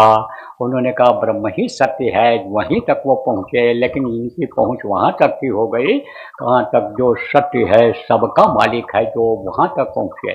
तब इन्होंने कहा कि वही सत्य है, वही मालिक है, सबका मालिक है, सत्य साहब नाम, उसमें शक्ति थी। उसके बाद में उन्हीं के शिष्य थे नानक साहब। नानक साहब ने कोई युक्ति, उन्होंने उपाय बताया था, और इसी मनुष्य शरीर में उन्होंने अंतर में प्रभु का दर्शन किया। जब अंतर में जब देखा उस सत्पुरुष को, जिसको उन्होंने अकाल पुरुष कहा, जिन्होंने कहा कि ये जो है मरता ही नहीं है, जिसको अविनाशी कहा गया है, उसका जब दर्शन किया और उसकी लीला को देखा, जलवा को देखा, ओ उछल पड़े, उछल पड़े। वह गुरु, वह गुरु, वह गुरु, वह गुरु, वह गुरु, वारे मेरे गुरु आप ही का सब जलवा है। हाँ, और मांस के शरीर में, हड्डी और मांस के शरीर में गुरु की पहचान हो पाती है? ऐसे गुरु की पहचान हड्डी और मांस से होती है कि जो कुश्ती सिखाते हैं उनको भी लोग गुरु कहते हैं। तो जब देखते हैं कि बंधा शरीर है, हृष्ट पुष्ट शरीर है, तो वो उनको देख करके उनसे कसरत करना सीखते हैं, उनसे दांव पेच सीखते हैं, तो उसको देह गुरु कहते हैं। और ये जो होते हैं इनको कंज गुरु कहा जाता है। लेकिन गुरु की पहचान जो कंज गुरु होते हैं, देह गुरु ने राह बता, यानी कंज गुरु ने राह बताया और देह गुरु से कुछ न पाया, तो समझो कि वो जो अंदर की दौलत है, ऊपर की जो दौलत है, वो इनसे नहीं मिलती है, वो अंदर से मिलती है। अंदर से जब दया होती है तो गुरु के रूप को जब उन्होंने देखा, किसने? रानी इंदुमती ने। कबीर साहब की शिष्या थी, जब सचखंड पहुंची और देखा गुरु के रूप को, तब बोली, आप हमको मृतलोक में बता दिए होते कि हम ही सब कुछ हैं, तो हमको इतनी मेहनत क्यों करनी पड़ती? तब उन्होंने कहा, तुझको विश्वास न होता कि मनुष्य शरीर में भी इतनी ताकत आ सकती है, वो पावर आ सकती है प्रभु की, इसलिए तुझको मैंने रास्ता बताया और रास्ते पर चलाया और मंजिल पर ला करके ये जलवा दिखा दिया। बोल, तेरी मदद किया कि नहीं किया? तब चरणों पर गिर पड़ी, बोली, संतों की महिमा अनंत अनंत क्या उपकार, आपने मेरे ऊपर बहुत उपकार किया, आपकी महिमा का वर्णन नहीं किया जा सकता है, कदम कदम पर आपने मदद किया। अब आप जो पुराने नामदानी हो, चाहे देवी हो, पुरुष हो, बच्चे हो, आप इस पर ध्यान दो कि क्या उसने पकड़ा, कौन सी चीज को, कौन से वचन को, कि जिससे उसको अंतर में प्रभु मिल गए, भगवान मिल गए, गुरु के रूप को उन्होंने देख लिया। एक वचन को पकड़ा कि गुरु माथे पर राखिए और चलिए आज्ञा मां, और कह कबीरता दास का 3 लोक बनाए। गुरु के वचन को जो पकड़ ले, गुरु के आदेश का पालन जो करने लग जाए, उसको कहीं कोई भय नहीं है। गुरु सब जगह मिलते हैं। भगवान मानुष के शरीर में तो रहते हैं, लेकिन उनकी जो आत्मा रहती है हर लोकों में आती जाती है, और शरीर छोड़ करके भी चले जाते हैं तो भी अपने जीवों की संभाल करते हैं। तो मैं आपको नाम के बारे में बता रहा था। वाहे गुरु नाम नानक जी के समय में था। फिर शिवदयाल जी महाराज आए तो उन्होंने राधा स्वामी नाम जगाया। राधा स्वामी नाम क्यों रखा उन्होंने? और राधा किसको कहा गया? इस सूरज को कहा गया। राधा यानी धारा, उधर से अगर आप पढ़ो राधा को तो धारा, धारा उतर रही है। आप ये समझो, अगम की धारा, सदगुर लय दई लखाए और उलटता है सुमिरन करे स्वामी संग मिलाए। उन्होंने कहा कबीर धारा अगम की, और सदगुर दई लखाए और उलटता है सुमिरन करे स्वामी संग मिलाए। तो वो नाम बताते हैं कि जिस नाम को जपने के बाद उल्टा नाम जपत जग जाना, वाल्मीकि भय ब्रह्म समाना। अब बहुत से लोग कहते हैं मारा मारा मारा मारा उन्होंने जपा था। कोई कहता है ऐसे शीर्षासन करके, सिर नीचे पैर ऊपर करके नाम को जपे थे। कुछ नहीं, उल्टा। देखो, ध्यान आदमी का किधर है? दुनिया की तरफ है, खाने पीने मौज मस्ती की तरफ है, धन पुत्र परिवार की बढ़ोतरी में लगा हुआ है। इधर से ध्यान हटा करके और नाम को जपा उन्होंने, तो ब्रह्म के समान हो गए वो वाल्मीकि भय ब्रह्म समाना। तो मीरा ने कहा, इंदुमती ने कहा कि मैंने आपके एक वचन को पकड़ लिया कि गुरु को हमेशा मस्तक पर सवार रखो, वो उतरे नहीं कभी, उनके आदेश का पालन करो, उनकी गुरु भक्ति करो। गुरु के आदेश का पालन ही भक्ति होती है, तो उनकी भक्ति करो। अब भक्ति भी कई तरह की होती है, तो जो गुरु कहें करो तुम सोई।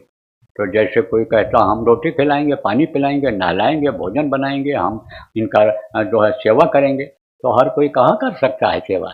अरे एक गुरु के एक चेला हो तो सेवा करें, 10-5 हो तो गुरु आते हैं तो कोई 1-2 के लिए आते नहीं, सबके लिए आते हैं, बहुत से लोगों को रास्ता बताते हैं और फायदा हो जाता है।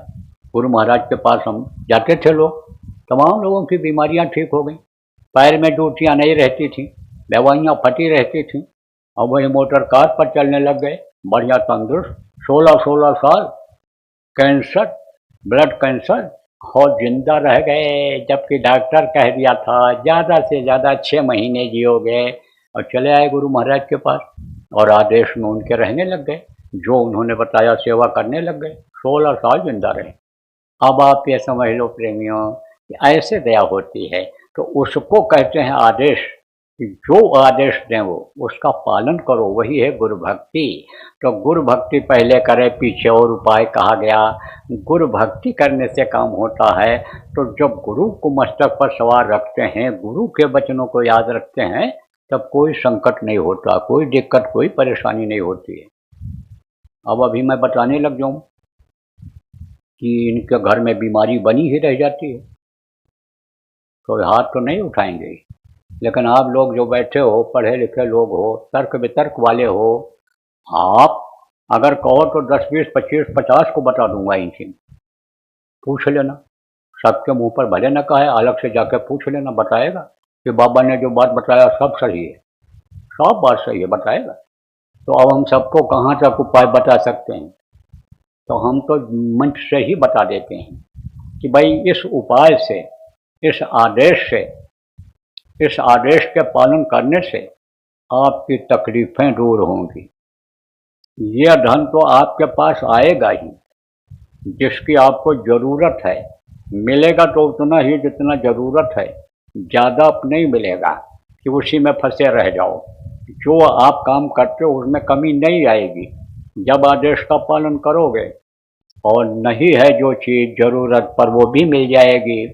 और जब शरीर छूटेगा तो ऐसा धन आप वो पालोगे कि जो देखने में सबके नहीं है, जिसको चोर चुरा नहीं सकता है, जो सड़ नहीं सकता, घुल नहीं सकता है, वो धन जब आपको मिल जाएगा तब वो वहाँ भी काम आएगा, अन्य लोगों में भी काम आएगा। वो जो बजर दरवाजे अंदर में लगे हुए हैं, जाने नहीं देते, वो भी दरवाजा खोल देंगे। जैसे कहीं कहीं जाते हो, कहीं नहीं कोई जाने देता है, तब कहते हो इनको खुश कर दो, दे दो, फेंक दो, तब कहता अच्छा जाओ, आप चले जाओ। होता है नहीं होता है, जानते हो आजकल। ऐसे ही वो देखते हैं कि भाई यानी इसको जाने दिया जाए, ये यानी समझो कोई कहीं जा रहा हो, बढ़िया पर्सनालिटी वाला, बढ़िया कपड़ा पहने हुए हो, तो उसको ज़्यादा नहीं रोकेंगे, थोड़ी देर रोकेंगे, पूछेंगे जरूर कहाँ जाओगे, किससे मिलोगे, बता लेगा तो कहते जाने दो। और आप गांव के आदमी अगर चले जाओ किसी दफ्तर में, कहीं किसी के अंदर, बंगले के अंदर, तो ऐसे जाने देगा? ऐसे समझ लो पावर बढ़ जाती है। तो वो धन आपको मिल सकता है, इसी मनुष्य शरीर में मिल सकता है, इसी मनुष्य शरीर में भगवान का दर्शन होता है। तो आपको बता रहा था मैं नाम के बारे में। तो राधा नाम किसका? सूरज का। और स्वामी किसको कहा? उस प्रभु को कहा, वो सबका स्वामी है। जैसे उन्होंने कहा कबीर सामने सबका बाप है, ऐसे वो सबका स्वामी है। अब उनका समय निकल गया, अरसा बीत गया, तो हमारे गुरु महाराज आए, तो इन्होंने जय गुरुदेव नाम को जगाया। गुरु ही सब कुछ होते हैं। गुरु बिन भवनिधि तरे न कोई, जो वीरेन शंकर समान। चाहे ब्रह्मा या शिव के समान कोई होगा, बगैर गुरु के पार नहीं हो सकता है। गुरु ब्रह्मा, गुरु विष्णु, गुरु देव महेश्वरा, कहा कि गुरु ही सब कुछ है। इसीलिए कहा गया कि ध्यान मूलम गुरु मूर्ति, पूजा मूलम गुरु पदम, मंत्र मूलम गुरु वाक्यम, मोक्ष मूलम गुरु कृपा। बगैर गुरु कृपा के मोक्ष मुक्ति नहीं मिलता है, आत्मा का कल्याण नहीं होता है। तो गुरु सर्वोपरि होते हैं, और गुरु इस धरती पर हमेशा रहे हैं। गुरु अगर न होते तो ये बिगड़ गए होते लोग, या सब नरकगामी हो गए होते। गुरु ही बचाते हैं। तो गुरु हमेशा रहे, इसलिए गुरु महाराज ने जय लगाया, जा माने जय मान। यह आदर्श सूचक चिन्ह है। जैसे किसी के आगे माननीय लगा देते हो, आदरणीय लगा देते हो, जैसे आप श्री लगा देते हो, ऐसे ही जय लगाया।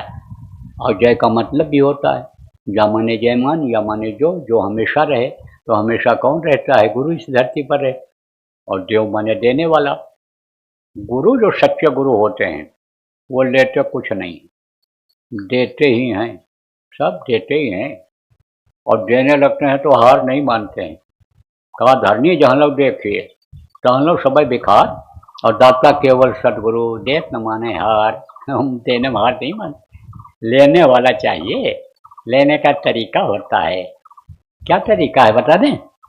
जैसे कोई घड़ा है और घड़े के ऊपर कटोरी रखी हुई है और घड़े में पानी भरा हुआ है। अब कटोरी कहे घड़ा हमको पानी दे दे, पानी दे दे, तो पानी देगी? नहीं देगी।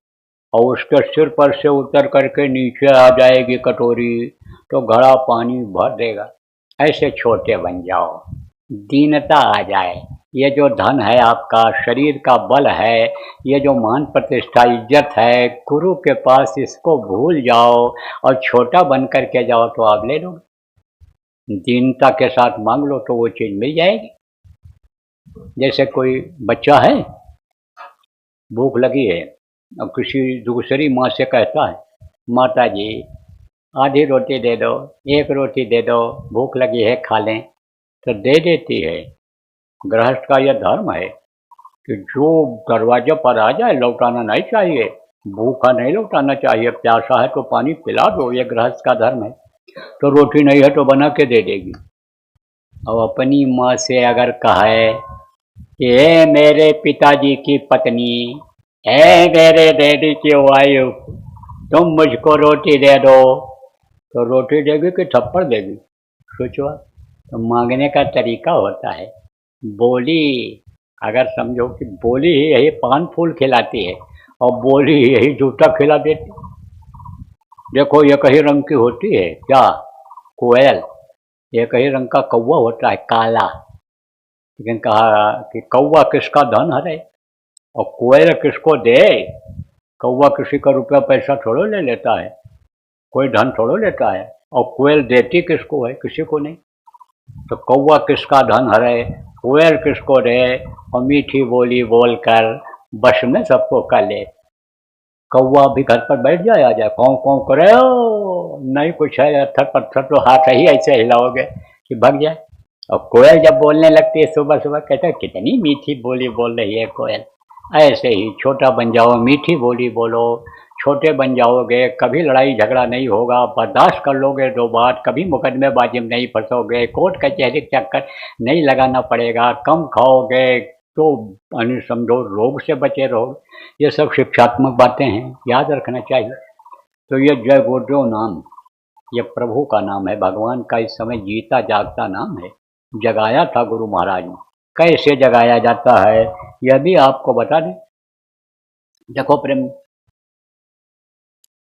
आप कहाँ से जुड़े हुए हो, आपका यह शरीर कैसे चल रहा है आपको पता नहीं। बहुत पतले तार के द्वारा आप उस प्रभु से जुड़े हुए हो और वही तार जब कट जाता है तब ये शरीर धड़ाम से गिर जाता है। और फिर राम नाम सत्य है, राम नाम सत्य है बोलते हुए इसको लोग ले जाते हैं, जला करके राख कर देते हैं। 2-4 घंटा भी घर में लोग नहीं रहने देते हैं, पड़ोसी ही आ जाते हैं, कहते अब ले जाओ जलाओ, नहीं मिट्टी खराब हो जाएगी। इसको मिट्टी कहने लगते हैं। यहाँ भी कहकर देखो कि ये तुम्हारा मिट्टी है, अरे तो जबरदस्त होगा तो थप्पड़ मारेगा, गाली देगा। कमजोर होगा तो कहेगा, अंदर अंदर बोलेगा इनको दिखाई नहीं पड़ता, आंख में मोतियाबिंद हो गया है, ये इसको मिट्टी कह रहे हैं। लेकिन उस वक्त पर मिट्टी ही ये शरीर हो जाता है। तो तार के द्वारा, बहुत पतले तार के द्वारा, जिसको इन आँखों से आप देख नहीं सकते हो, आत्मा परमात्मा से जुड़ी हुई है। ऐसे ही जो सद्गुरु होते हैं, नाम को जगाते हैं, वो उस प्रभु से पतले तार के द्वारा जोड़ देते हैं। और उस नाम से जब उसको पुकारता है कोई, तब वो देखता है, मदद करता है। बहुत से लोगों ने परीक्षा लिया, इसमें भी ऐसे मिल जाएंगे इक्का दुक्का आपको, जो जिनको मालूम है कि परीक्षा इस तरह लिया जाता है और परीक्षा लिए होंगे तो जान माल बच गया होगा, जान माल की रक्षा हो जाती है, बीमारियों में राहत मिल जाती है, बिगड़े काम बन जाते हैं, बच्चों को 0 नंबर मिलने का तो नंबर मिल जाता है। बहुत परीक्षा लिया लोगों ने, आप भी लेकर देख लेना कभी, बार बार नहीं, एक बार परीक्षा लेकर देख लेना। जब बिल्कुल निराश हो जाना, सबको पुकार लेना, कोई भी मददगार न हो, तब आप जय गुरुदेव अंदर में 10 बार बोलना, या भी मैं आपको नाम धुनी बोलना बताऊंगा, नाम धुनी अंदर में बोलने लगना, कोई न कोई आ जाएगा, बचत हो जाएगी, रक्षा हो जाएगा। डूबते हुए को, समुद्र में डूबते हुए को यानी समझ लो कि यानी खंभा मिल जाएगा, पकड़ लेगा उसको, बच जाएगा। कहते हैं ना तिनके का सहारा, तो वो सहारा मिल जाएगा। करके आप देख लेना। अब कहोगे कुछ लोग कि यहाँ तो हम किसी तरह से बैठ गए, हम तो घर पर बैठ ही नहीं पाते हैं, हमको बड़ी तकलीफ है, घर पर रोना धोना कुछ कुछ लगा रहता है, लड़के ही बाल गाल नोचते रहते हैं, घर में बड़ा सा ऊधम है। तो ये सब दूर होना जरूरी है, बीमारियां भी जाना जरूरी है। बरकत नहीं होती है तो भूखे भजन न हुए भुआला, भूखे रहोगे तो भगवान याद आएंगे? नहीं आएंगे। तो यह भी जरूरी है, उसके लिए आप जो है नाम धुनी बोलना। कैसे नाम धुनी बोलोगे, आपको बोलवा करके बताता हूँ। जय गुरुदेव, जय गुरुदेव, जय गुरुदेव, जय जय गुरुदेव।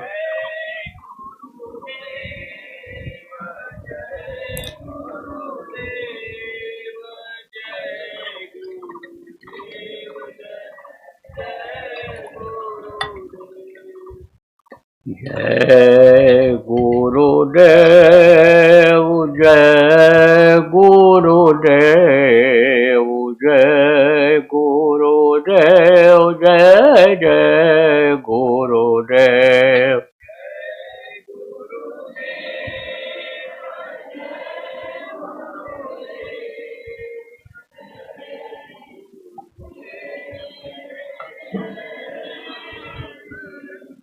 बोल करके सीख लो, यहाँ नहीं बोलोगे तो घर पर नहीं बोलोगे, हमको मालूम है। यहाँ बोल लो, सीख लो। जय गुरुदेव, जय गुरुदेव, जय गुरुदेव, जय जय गुरुदेव।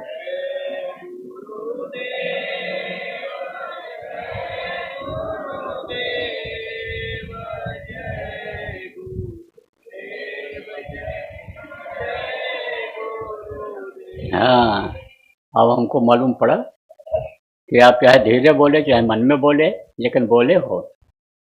अब मुझे विश्वास हो रहा है कि यह मीठी दवा आप पी ले जाओगे, आपका बुखार उतर जाएगा।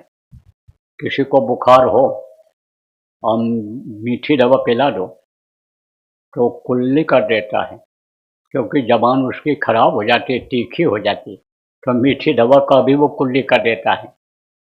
तो जो ये बुखार है, एक तरह से तकलीफ है, एक तरह वो मीठी दवा जब ये पियोगे, कड़वी भी लगे, आपका जबान की वजह से कड़वी लगे, तो फिर आप इसको कुल्ली नहीं करोगे, पियोगे। एक बाबूजी थे, रिटायर आदमी, अब ट्रेन में बैठे हुए जा रहे थे, अखबार पढ़ते हुए, तो बार बार अखबार को ऐसे पटकें, बार बार पटकें, तो सामने ऐसा आदमी बैठा था। कहा, बाबूजी कोई समाचार आपको ना पसंद आवे तो आप मत पढ़ो, बार बार क्यों झटकते हो?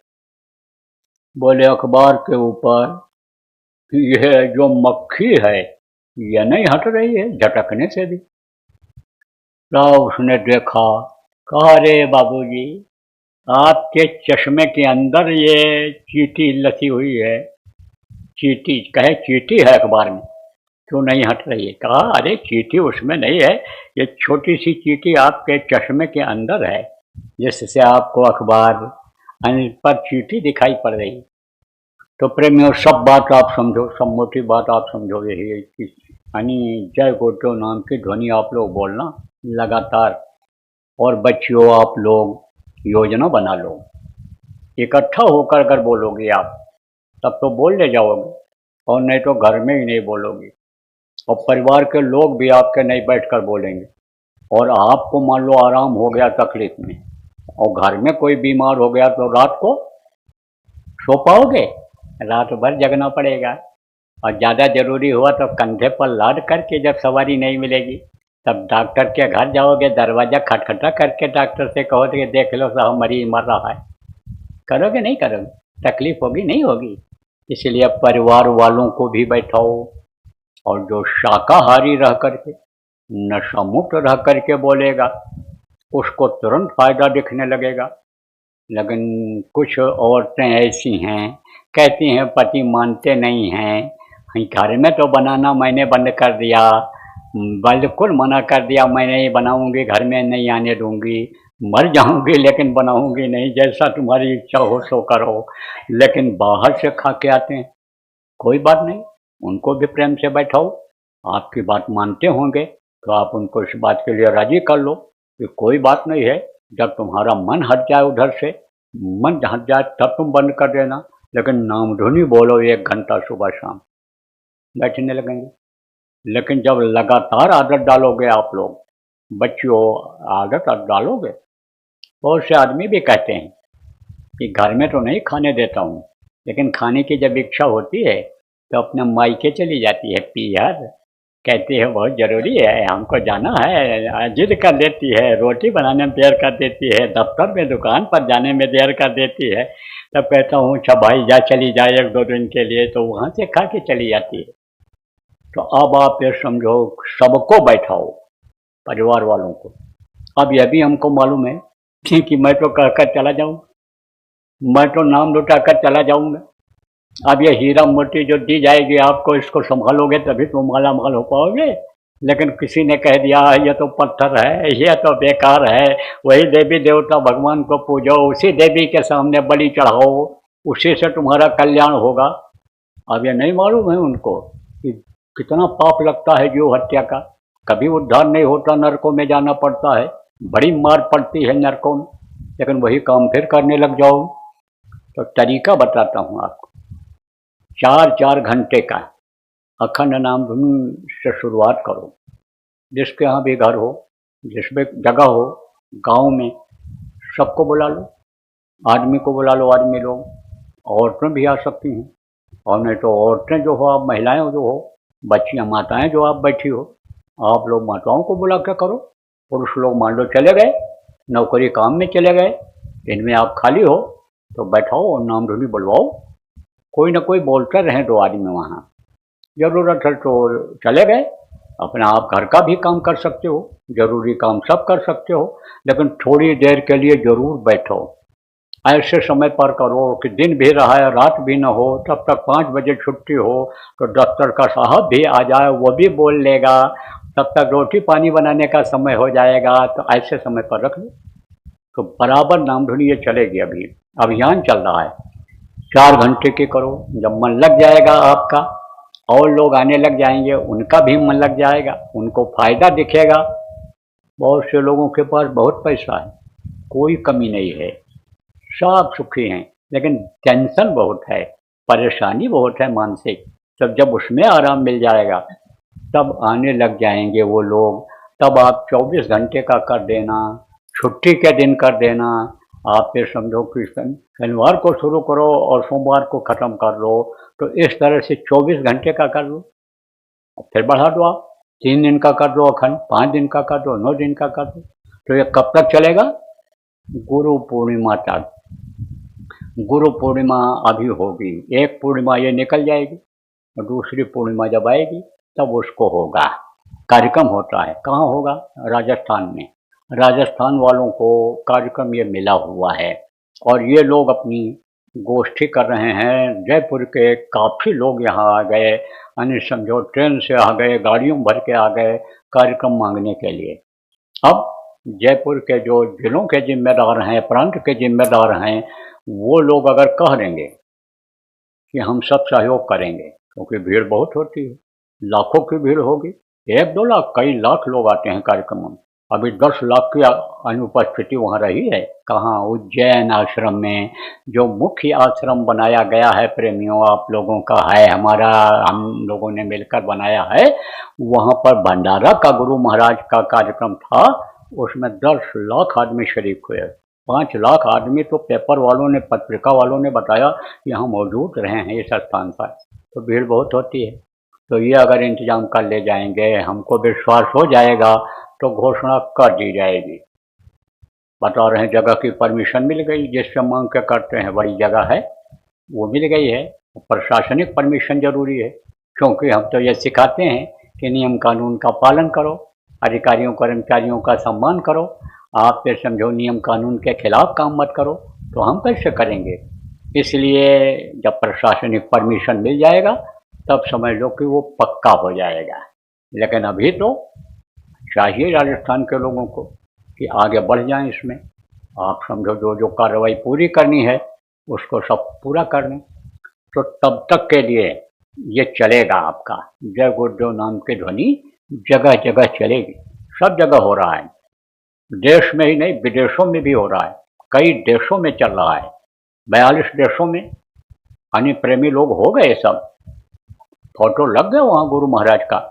और 15 देशों में तो नामदान दे करके आया, वहाँ सब सुमिरन ध्यान भजन कर रहे हैं। मंदिर बना लिया लोगों ने, आश्रम बना लिया लोगों ने। तो सब जगह चल रहा है इस समय। ये चीन है, चीन वाले ना हिंदी समझते हैं ना अंग्रेजी समझते, वहाँ चाइनीज ही चलती है। लेकिन आए थे एक बार वहाँ, तो काफ़ी लोग आए थे, तो नामदान लेकर के गए। अब वो भी नाम धुनी बोल रहे हैं, वो भी भजन सुमिरन कर रहे हैं, वो भी नाम की कमाई कर रहे हैं। तो सब जगह चल रहा है। आप लोग इसकी योजना बना लो, बैठ जाओ जो जिम्मेदार लोग हो। जो जिम्मेदार लोग नहीं भी हो और ये चाहते हो कि हमारी आत्मा का कल्याण हो जाए, हमारे साथ इन लोगों का भी कल्याण हो जाए, आत्मा का, ये सुखी हो जाए, संपन्न हो जाए, शांति मिल जाए। अगर आप परोपकार करना चाहते हो, जो मनुष्य ही कर सकता है, जानवर नहीं, तो परोपकार अगर आप करना चाहते हो तो आप गांव के जो जिम्मेदार हो, जो बच्चियां आप जिम्मेदारी ले सकती हो, आप लोग यहीं अभी कार्यक्रम समाप्त होने के बाद भोजन प्रसाद ले करके और फिर बैठ जाना और योजना बना लेना और शुरुआत कर देना।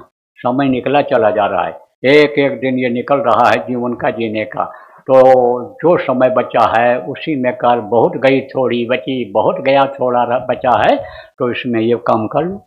आने वाले खराब समय से उनकी भी बचत हो जाएगी, आपकी होगी तो उनकी भी हो जाएगी। तो आप जब वहाँ रहते हो गांव में, एक दूसरे के आप मददगार होते हो, शादी ब्याह में सहयोग करते हो, कोई अन्य आफत आ जाए तो दौड़ करके सब लोग आफत को दूर कराते हो, तो इसमें भी मदद करो कि जो कुदरती कहर आवे, जो दैवी प्रकोप आवे, उससे भी लोग बच जाएं। तो आप लोग योजना बना लेना, अपनी योजनाबद्ध तरीके से जो काम होता है उसमें कामयाबी ज़्यादा मिलती है। तो ये जय गुरुदेव नाम प्रभु का नाम है, मुँह से लेने वाला। दूसरा है ध्वन्यात्मक नाम, यह मुँह से नहीं लिया जाता है, यह सुना जाता है, आवाज़ होती है इसमें से, इसी में से आवाज़ निकलती है। तो वो है इस वक्त पर 5 नाम। तो जिसका नाम होता है उसी का रूप या चेहरा होता है, और उसका स्थान होता है, और उसकी आवाज़ होती है। जैसे आपका नाम है और आपका रूप या चेहरा है, और आप कहीं रहते हो, आपका स्थान है, ऐसे ही ये 5 धनी हैं। इनका नाम है, इनका रूप है, इनका स्थान है, इनकी है आवाज़। वो मैं अभी आपको बताऊंगा, रटाऊंगा, याद कराऊंगा। जितना भी आपको याद हो जाए याद कर लेना, जो न याद हो पावे उसका लिखा हुआ कागज यहीं आपको सत्संग के बाद मिल जाएगा। कागज ले लेना और अपना टेलीफोन नंबर उनको लिखा देना, उनका भी ले लेना। और जो मैं अभी बताऊंगा आपको इन सारी चीज़ों को समझ लेना। तो किसी को बताना नहीं रहेगा इन नामों पर, और न किसी को, नए आदमी को लिख कर देना रहेगा, और न ही रिकॉर्ड करके किसी को सुनाना रहेगा। अगर आप बता दोगे उसका कोई फायदा नहीं होगा, और अगर ये नाराज हो गए तो नुकसान होगा। इसलिए बताना मत किसी को। अब क्यों नहीं फायदा होगा? जिसको वक्त के महापुरुष जाने से पहले अधिकार दे करके जाते हैं, उत्तराधिकारी बना करके जाते हैं, उसके मुंह से सुनना जरूरी होता है। तो गुरु महाराज जाने से पहले मुझ न चीज को आदेश दे करके गए थे और सबके सामने बता करके गए थे, सत्संग में खड़ा करके दिखा के गए थे कि ये नए लोगों को नामदान देंगे, पुरानों की संभाल करेंगे। पुरानों की संभाल की बात भी बराबर करता रहता हूँ कि सब मर्जों की एक दवाई, सुमिरन ध्यान भजन करो मेरे भाई। सुमिरन ध्यान भजन क्या है अभी बताता हूँ आपको, नए लोगों को। तो पुरानों की भी संभाल करने की बात करता हूँ कि सब तकलीफ किसी से चले जाएंगे, न करने की वजह से तकलीफें आती हैं, हर तरह से परेशानी आती है। इसको करो और इसमें मन न लगे तो शरीर से अपने पाप बन जाता है, तो उससे सेवा करो। धन से, मन से, तन से जब पाप बनते हैं तो आप सेवा करो, सेवा से कर्म कटेंगे तो मन आपका लगने लगेगा। तो पुरानों के लिए तो ये बात बताई जाती है, मुख्य बात यही बताई जाती है पुराने लोगों को, और नए लोगों को नामदान दिया जाता है। तो आप जो लोग आए हो, नामदान आपको मिलेगा, दिया जाएगा अभी। तो आप ये समझो प्रेमियों कि जैसे आपका नाम है, आप समझो रूप है, चेहरा है, आप कहीं रहते हो आपका स्थान है, और आपके मुंह से जो आवाज़ निकलती है आपकी आवाज़ है। ऐसे ही ये 5 धनी हैं, इनका नाम है, इनका रूप है, इनका स्थान है और इनकी आवाज़ है। तो वो मैं अभी आपको बताऊंगा, लेकिन आपको किसी को नहीं बताना है। ये याद कर लो, रट लो। एक चीज़ और रट लो। क्या रटना है? देखो प्रेमी, माला जपने का नाम है सुमिरन, आँख से देखने का नाम है ध्यान, और कान से सुनने का नाम है भजन। सुमिरन, ध्यान और भजन, ये 3 चीज है। तो जब आप ध्यान लगाओगे, जैसा बताऊंगा उस तरह से ध्यान लगाओगे और आपके ऊपर दया हो जाएगी ऊपर वाले की, तब आपको कुछ दिखाई पड़ेगा। भजन के लिए अभी बताऊंगा आपको, वैसा जब आप करोगे तो जिसको अनहद वेदवाणी, आकाशवाणी कहा गया है, वो सुनाई पड़ेगा। मस्त हो जाओगे, बहुत मस्ती आती है, बहुत आनंद आता है। कैसे ये भी बता दूं? जब रेडियो में गाना आता है और बाजा बजता है, तब बाजा को सुन करके बुढ़े बुढ़े लोग ऐसे सिर हिलाते हैं, हाथ पटकने लगते हैं। और दादाजी क्यों हाथ टोड़े डाल रहे हो? कहते हैं देखो कितना मस्ताना बाजा बज रहा है। अब आप सोचो कि आदमी के बजाए हुए बाजा में इतना आनंद आता है, इतनी मस्ती आती है, तो जिसको वो बजा रहा है। जिस बाजा की यह नकल है, असल बाजा जब सुनोगे तो आनंद आएगा, मस्ती आएगी कि नहीं आएगी? तब खुश होकर के दूसरों को बता दोगे, और जैसे बताओगे तैसे ही बंद हो जाएगा, बंद हो जाएगा, फिर नहीं सुनाई पड़ेगा वो। और बता दोगे कि हमने ये देखा, तो बंद हो जाएगा। मीरा का नाम बच्चियों सुना होगा। मीरा जब देख लेती थी, दर्शन पा जाती थी, तब कहते थे घट घट मेरा साइया, सुनी सेज न कोय, बलिहारी हुआ घट का, जा घट प्रगट हो। कहा कि घट में ही दिखाई पड़ता, घट में ही देखा, घट में गंगा, घट में यमुना, घट में सृजनहारा है, अंदर में ही सब कुछ है। कहा यही घट भीतर 7 समुंदर या ही ममलमन न हो। जिन्होंने देखा उन्होंने कहा। तो जब देख लेती थी तब खुश हो जाती थी, और पग घुंघरू बांधी मीरा नाची रे, नाचने लगती थी।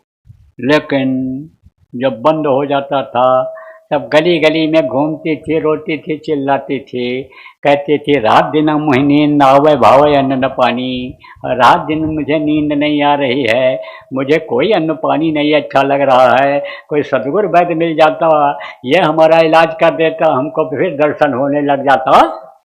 तो बहुत तकलीफ होती है जब वो चीज निकल जाती है। जैसे आप ये समझो कि हीरा किसी को दे दिया जाए और हीरा गायब हो जाए, तो देखो नींद आएगी? सुई चली जाती है तो याद आती रहती है, जल्दी कहते हो हमारी सुई गायब हो गई, सुई गायब हो गई। अब वो तो अनमोल चीज है। इसलिए बताना मत किसी को, जो कुछ भी दिखाई या सुनाई पड़े मत बताना। तो तीन चीज और समझो आप, तीन आंख, तीन कान और तीन नाक। दो आंखें ये बाहर हैं, इससे बाहर की चीज दिखाई पड़ती है, और एक आंख अंदर जीवात्मा में है। आप जीवात्मा कहोगे, कहाँ है, कौन है, क्या है? यह परमात्मा की अंश है जीवात्मा, बहुत छोटा टुकड़ा है, इन बाहरी आंखों से देखा नहीं जा सकता है। यह कहाँ पर है आत्मा? यहाँ पर है, लेकिन इन दोनों आंखों से दिखाई पड़ता है, रास्ता है, आत्मा दिखाई पड़ती है। यही पूरे शरीर को चलाती है, यही हाथ पैर हिलाती है। आंख कान ये जो काम करते हैं, जीवात्मा के ताकत से काम करते हैं। दिल दिमाग बुद्धि जिसको कहते हो, जीवात्मा की ताकत से ही यह सब काम करते हैं। इस शरीर के अंदर में 10 प्रकार के प्राण हैं, उन प्राणों को भी ताकत जीवात्मा से मिलती है। और इसमें चक्र हैं, गुदा चक्र, लिंग चक्र, इंद्रिय चक्र। आप ये समझो, गुदा चक्र, इंद्रिय चक्र, नाभि चक्र, हृदय चक्र, कंठ चक्र, ये सब चक्र हैं, शरीर को चलाते हैं। किसके ताकत से चलते हैं? जीवात्मा के ताकत से। नाड़ियां हैं इसमें 72,000, लाखों की संख्या में नसें हैं। तो ये सब कैसे काम करती हैं? जीवात्मा के ताकत से काम करती हैं।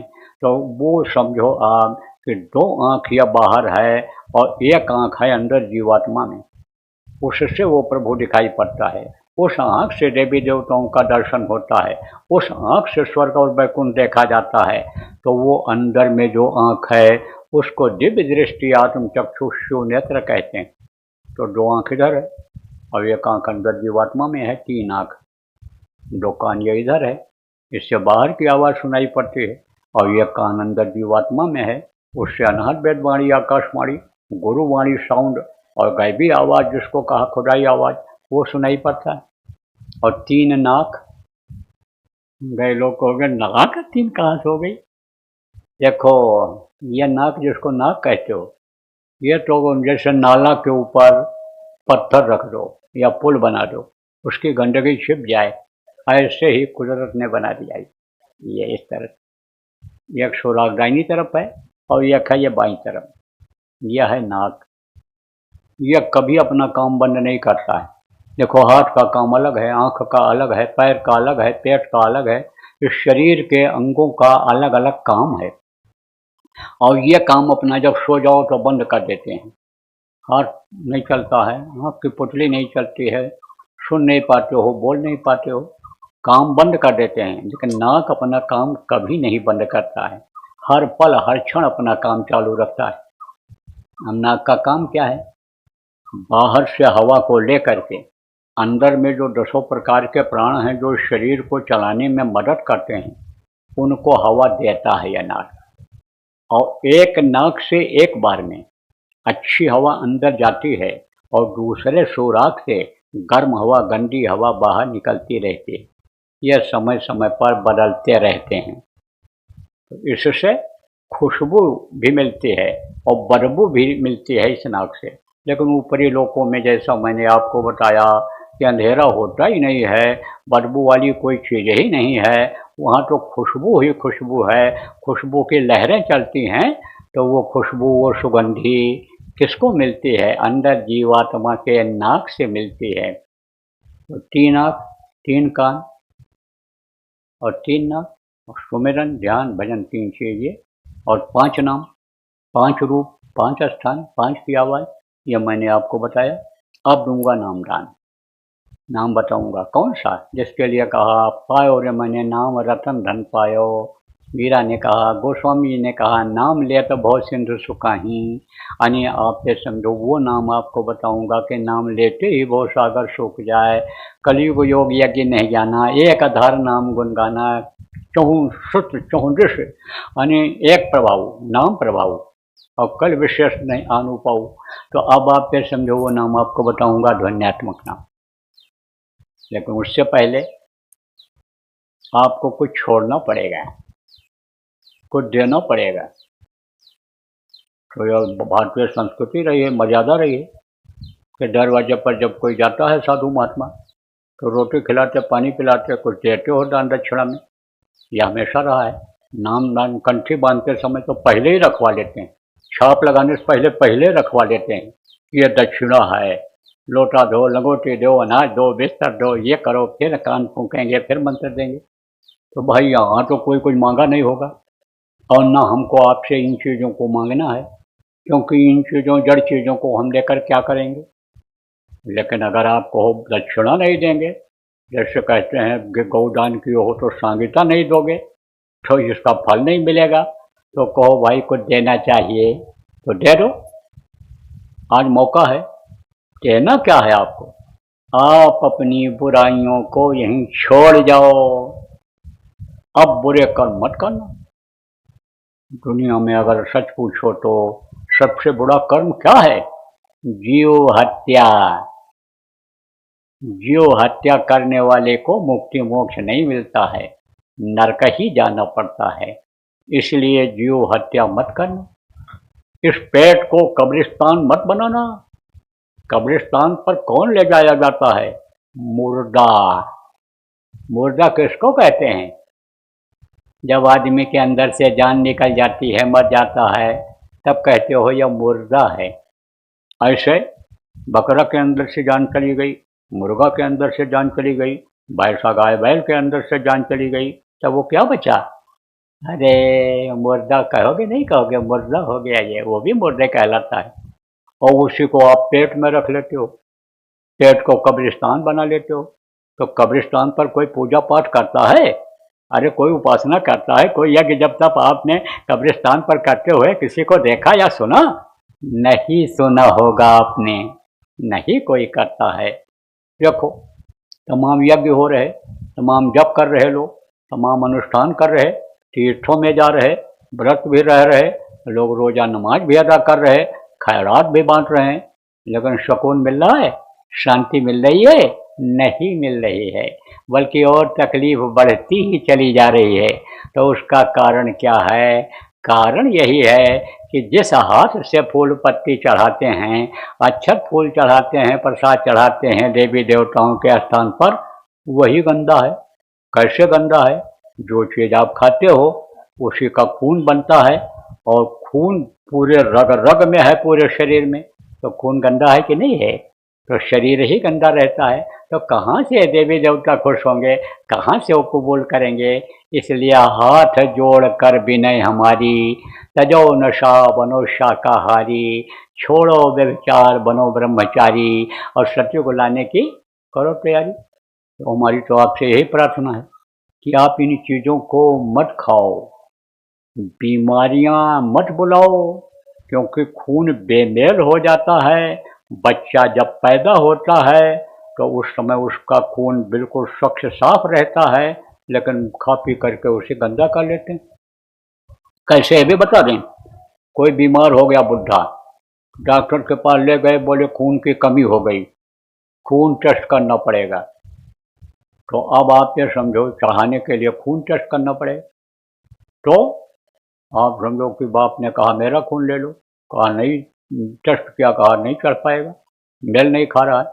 भाई ने कहा मेरा खून ले लीजिए, टेस्ट किया, कहा नहीं चढ़ पाएगा, नहीं मिल रहा। अब आप सोचो, एक ही माँ बाप के दोनों बच्चे हैं, एक ही माँ ने पेट में रखा पाला, दूध पिलाया, बड़ा किया, खून नहीं मिल रहा। इसका मतलब यह है, एक शाकाहारी है, दूसरा मांसाहारी हो गया, इसलिए खून बेमेल हो गया। आज बीमारियां क्यों बढ़ रही हैं, इसी वजह से बढ़ रही हैं। डॉक्टर कहीं कंट्रोल कर पा रहा है, दवा खिलाता चला जाता है, पैसा लेता चला जाता है, तनख्वाह का, आमदनी का काफ़ी कुछ हिस्सा दवा में खर्च करते चले जा रहे हो, लेकिन तकलीफ जाती है, नहीं जाती है। इसलिए मत खाना। अब आप पैसे वाले हो, बड़े आदमी हो, कहते हो मैं हत्या नहीं करता हूँ, मैं तो खरीद कर लाता हूँ, लेकिन खाना छोड़ दो। इतने आदमी जो यहाँ पर हो, कोई खाते हो, खाना अगर छोड़ दो आप तो जान बच जाएगी उन जीवों की, नहीं तो आपके हिस्से का भी वो काट करके रखेगा, वहाँ जानवर मार करके रखेगा तो पाप लगेगा। जो जानवरों को मारता है, काटता है, लाता है, मांस पकाता है, बनाता है, खाता है, खिलाता है, सबको बराबर पाप लगता है। इसलिए बच्चियों अब घर में नहीं आना चाहिए, ये बात समझ लो। घर में अब मत लाना, मत बनाना, नहीं तो पाप लगेगा, पाप की सजा मिलती है, कर्मों की सजा मिलती है। सजा से कोई बच नहीं सकता है, वो सबको सजा देता है, इसलिए सजा मत भोगना। अभी तक तो भोगा कर्मों का फल मिल रहा है, दुखी हो परेशान हो, अब न परेशानी मोल लेना, तो छोड़ दो आप, मांस मत खाओ। मछली किस लिए बनाई गई? तालाब की सफाई के लिए। कोई भी गंदी चीज हो तालाब में आप डाल दो तो मछली उसको खाकर साफ कर देती है। जब मर जाती है, पानी के ऊपर तैरती है, तो गीद और कौवा खाते हैं, यह उनका भोजन है। मांसाहारी जानवर अलग बनाए गए, उनके दांत नुकीले होते हैं, नोच करके खाते हैं। आप चबा के खाते हो, वो नोच के खाते हैं। आपके दांत चबते हैं। आपके दांत जब पैदा हुए थे तब जमे थे, फिर निकल गए, फिर दूसरा जमा हुआ। उनके दांत एक ही बार निकलते हैं। उनकी आंखें बच्चों की, उनके मांसाहारी जानवरों के बच्चों की आंखें आप समझो 2-3 दिन बाद खुलती हैं, और आपकी आंख खुल गई और पैदा होते ही चिल्लाए, वो तुरंत नहीं बोल पाते हैं, उनके बच्चे बाद में बोलते हैं।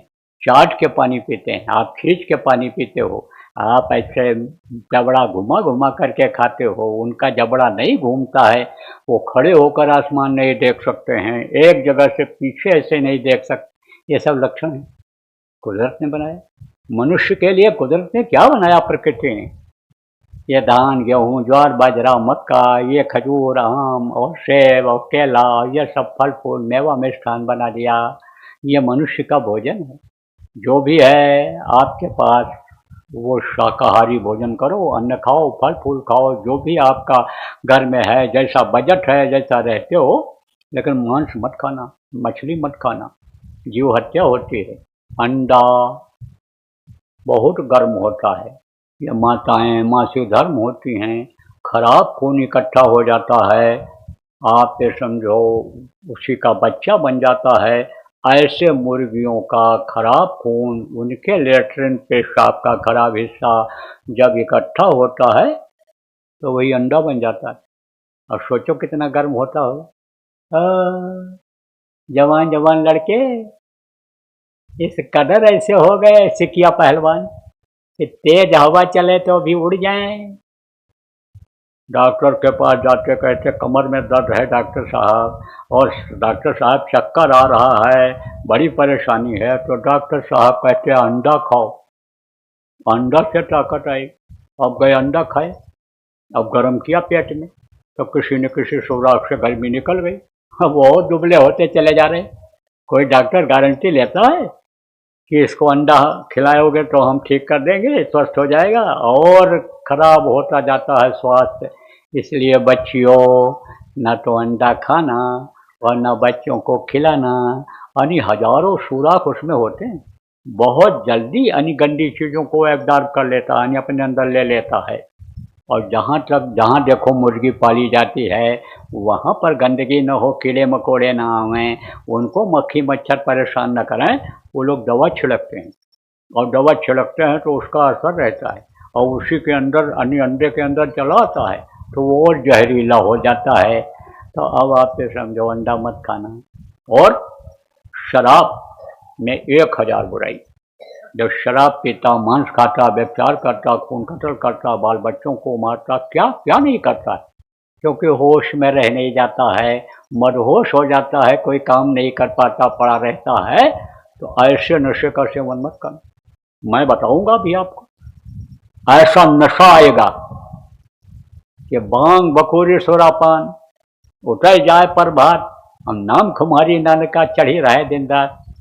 नाम का नशा जब आपके अंदर आएगा कभी नहीं उतरेगा, हमेशा बना रहेगा। शराब पी लोगे सुबह उतर जाएगा, भांग खा लोगे सुबह उतर जाएगा, गांजा पी लोगे, नशीली गोली खा लोगे सुबह उतर जाएगा, लेकिन इसका नशा 24 घंटे चढ़ा रहता है। अभी बताऊंगा, आपको समझाऊंगा कैसे आएगा नशा, कैसे मस्तानगी आती है, कैसे मीरा नाचने लगी थी, कैसे बुढ़ा हाथ पटकने लगता है, अभी बताता हूँ आपको।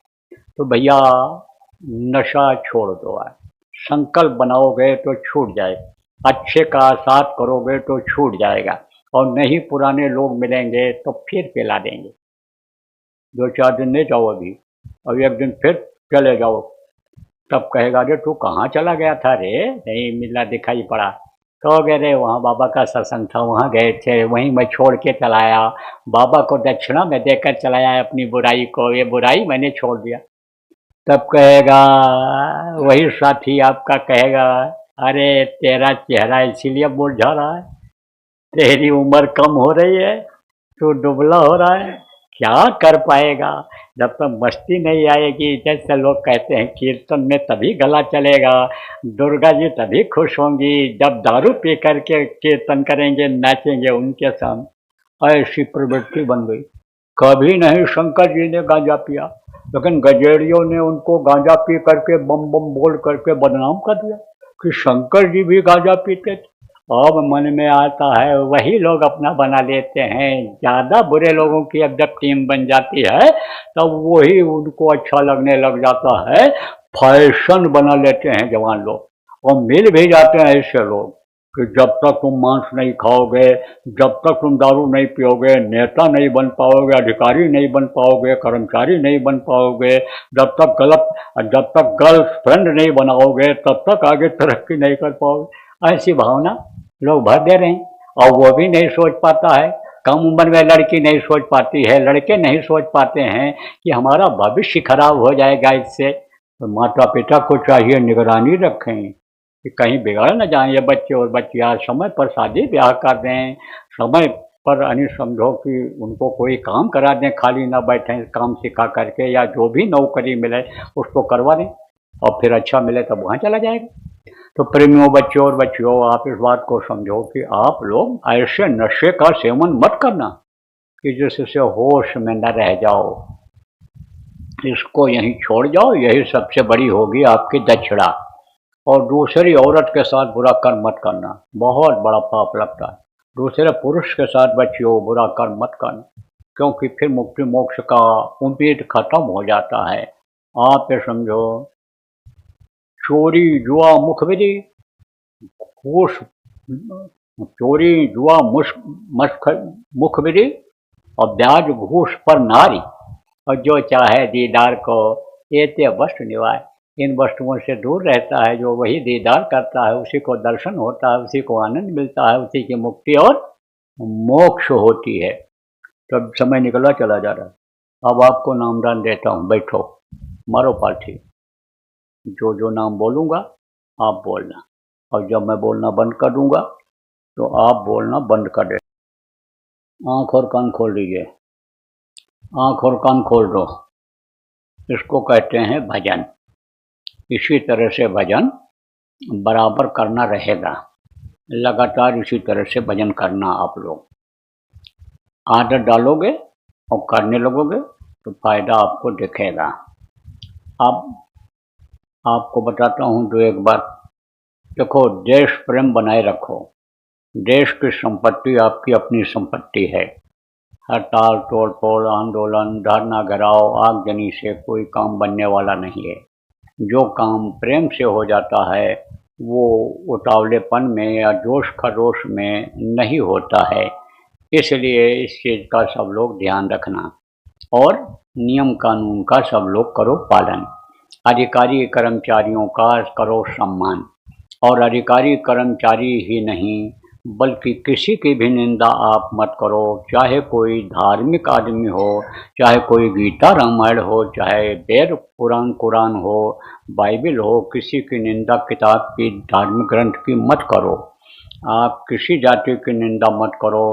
आप मानवता का संदेश दो, मानव बन जाओ। मानव ही यानी समझो सब कुछ है, आत्मा सबके अंदर एक जैसी है, प्रभु की अंश है, उससे आप प्रेम करो और दिल में उसके प्रेम की जगह बनाओ। तो आप निंदा बुराई से दूर रहो, फरकेबाजी से दूर रहो। आप अच्छे लोगों का, शाकाहारी नशा मुक्त लोगों का अच्छा समाज बनाओ।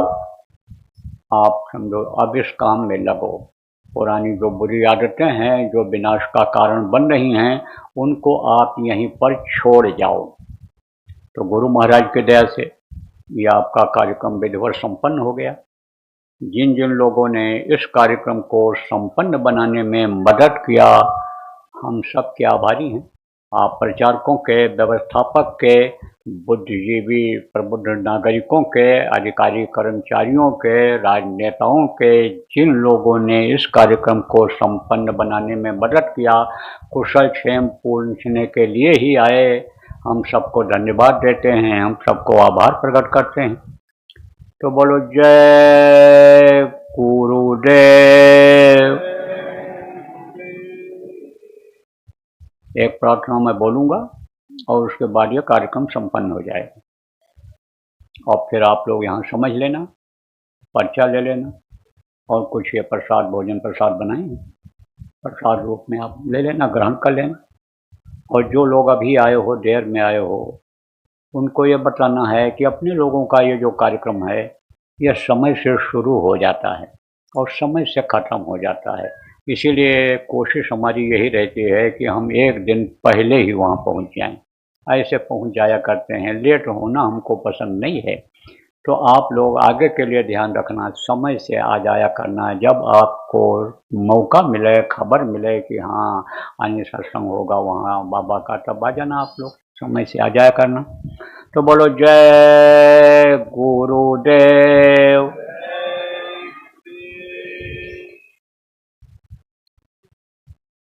सतगुरु शांति वाले तुमको लाखों प्रणाम।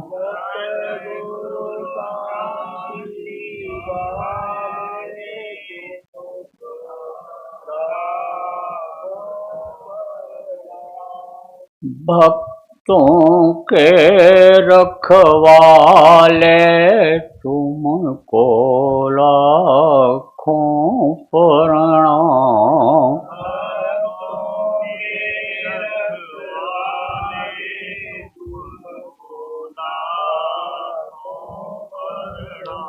सुतदारा परिवार हैं जितने,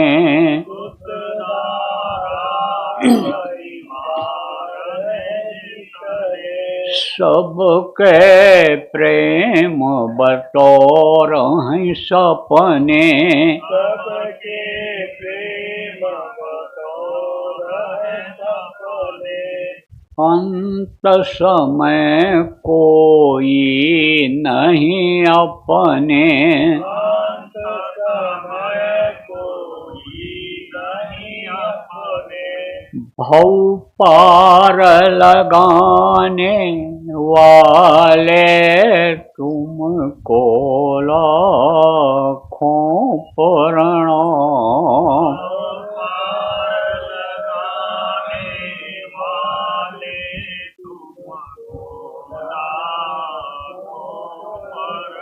वेद वेदांत पुराण बताए,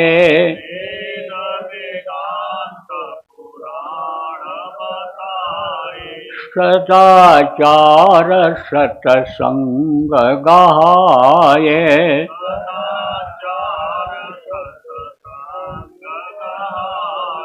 ध्यान योग का भेद बताए,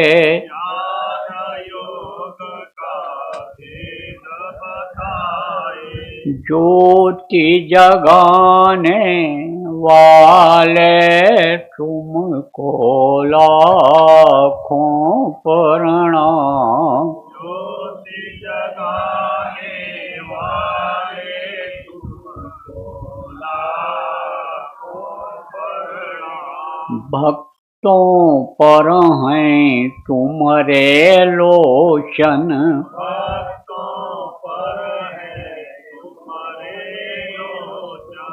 संकट तारण शोक विमोचन, संकट तारण शोक विमोचन। गुरु तुम ही पापों के मोचन, गुरु तुम ही पापों के मोचन। शब्द भेद बताने वाले तुमको लाखों प्रणाम। शब्द भेद बताने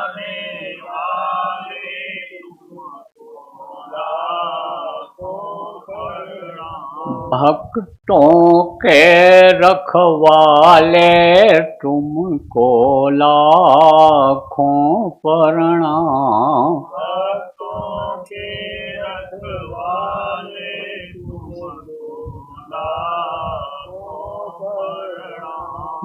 दीनों की विनती सुन लीजिए, दीनों की विनती सुन लीजिए। किंकर जानी कर कृपा कीजिए। किंकर जानी कृपा कीजिए।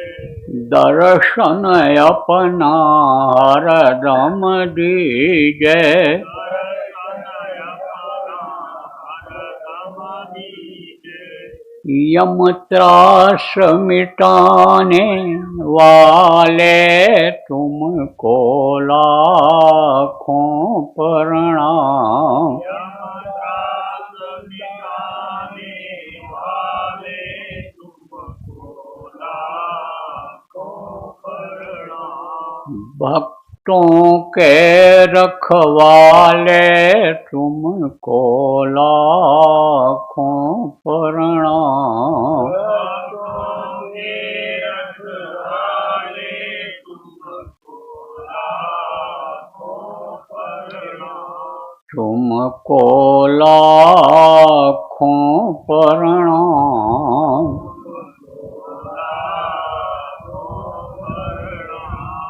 जय गुरुदेव, जय गुरुदेव, जय गुरुदेव, जय गुरुदेव, जय जय गुरुदेव।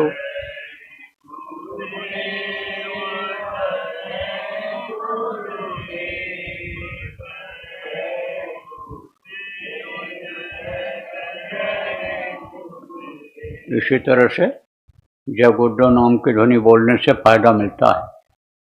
अभी आपको ये पूरा सब समझा देंगे, और समझाने वाले पूछ लेना नामदान सुना है कि नहीं। कुछ लोग बाद में आए, उनको खाली नाम ध्वनि ही बता दो, या उनके पास समय हो तो परसों कार्यक्रम होगा आपके चिन्ह पूर्णिमा में, चिन्हपूर्णी में, वहाँ आ जाएंगे आप, समझो वहाँ नामदान मिल जाएगा, और फिर वो समझ करके करेंगे।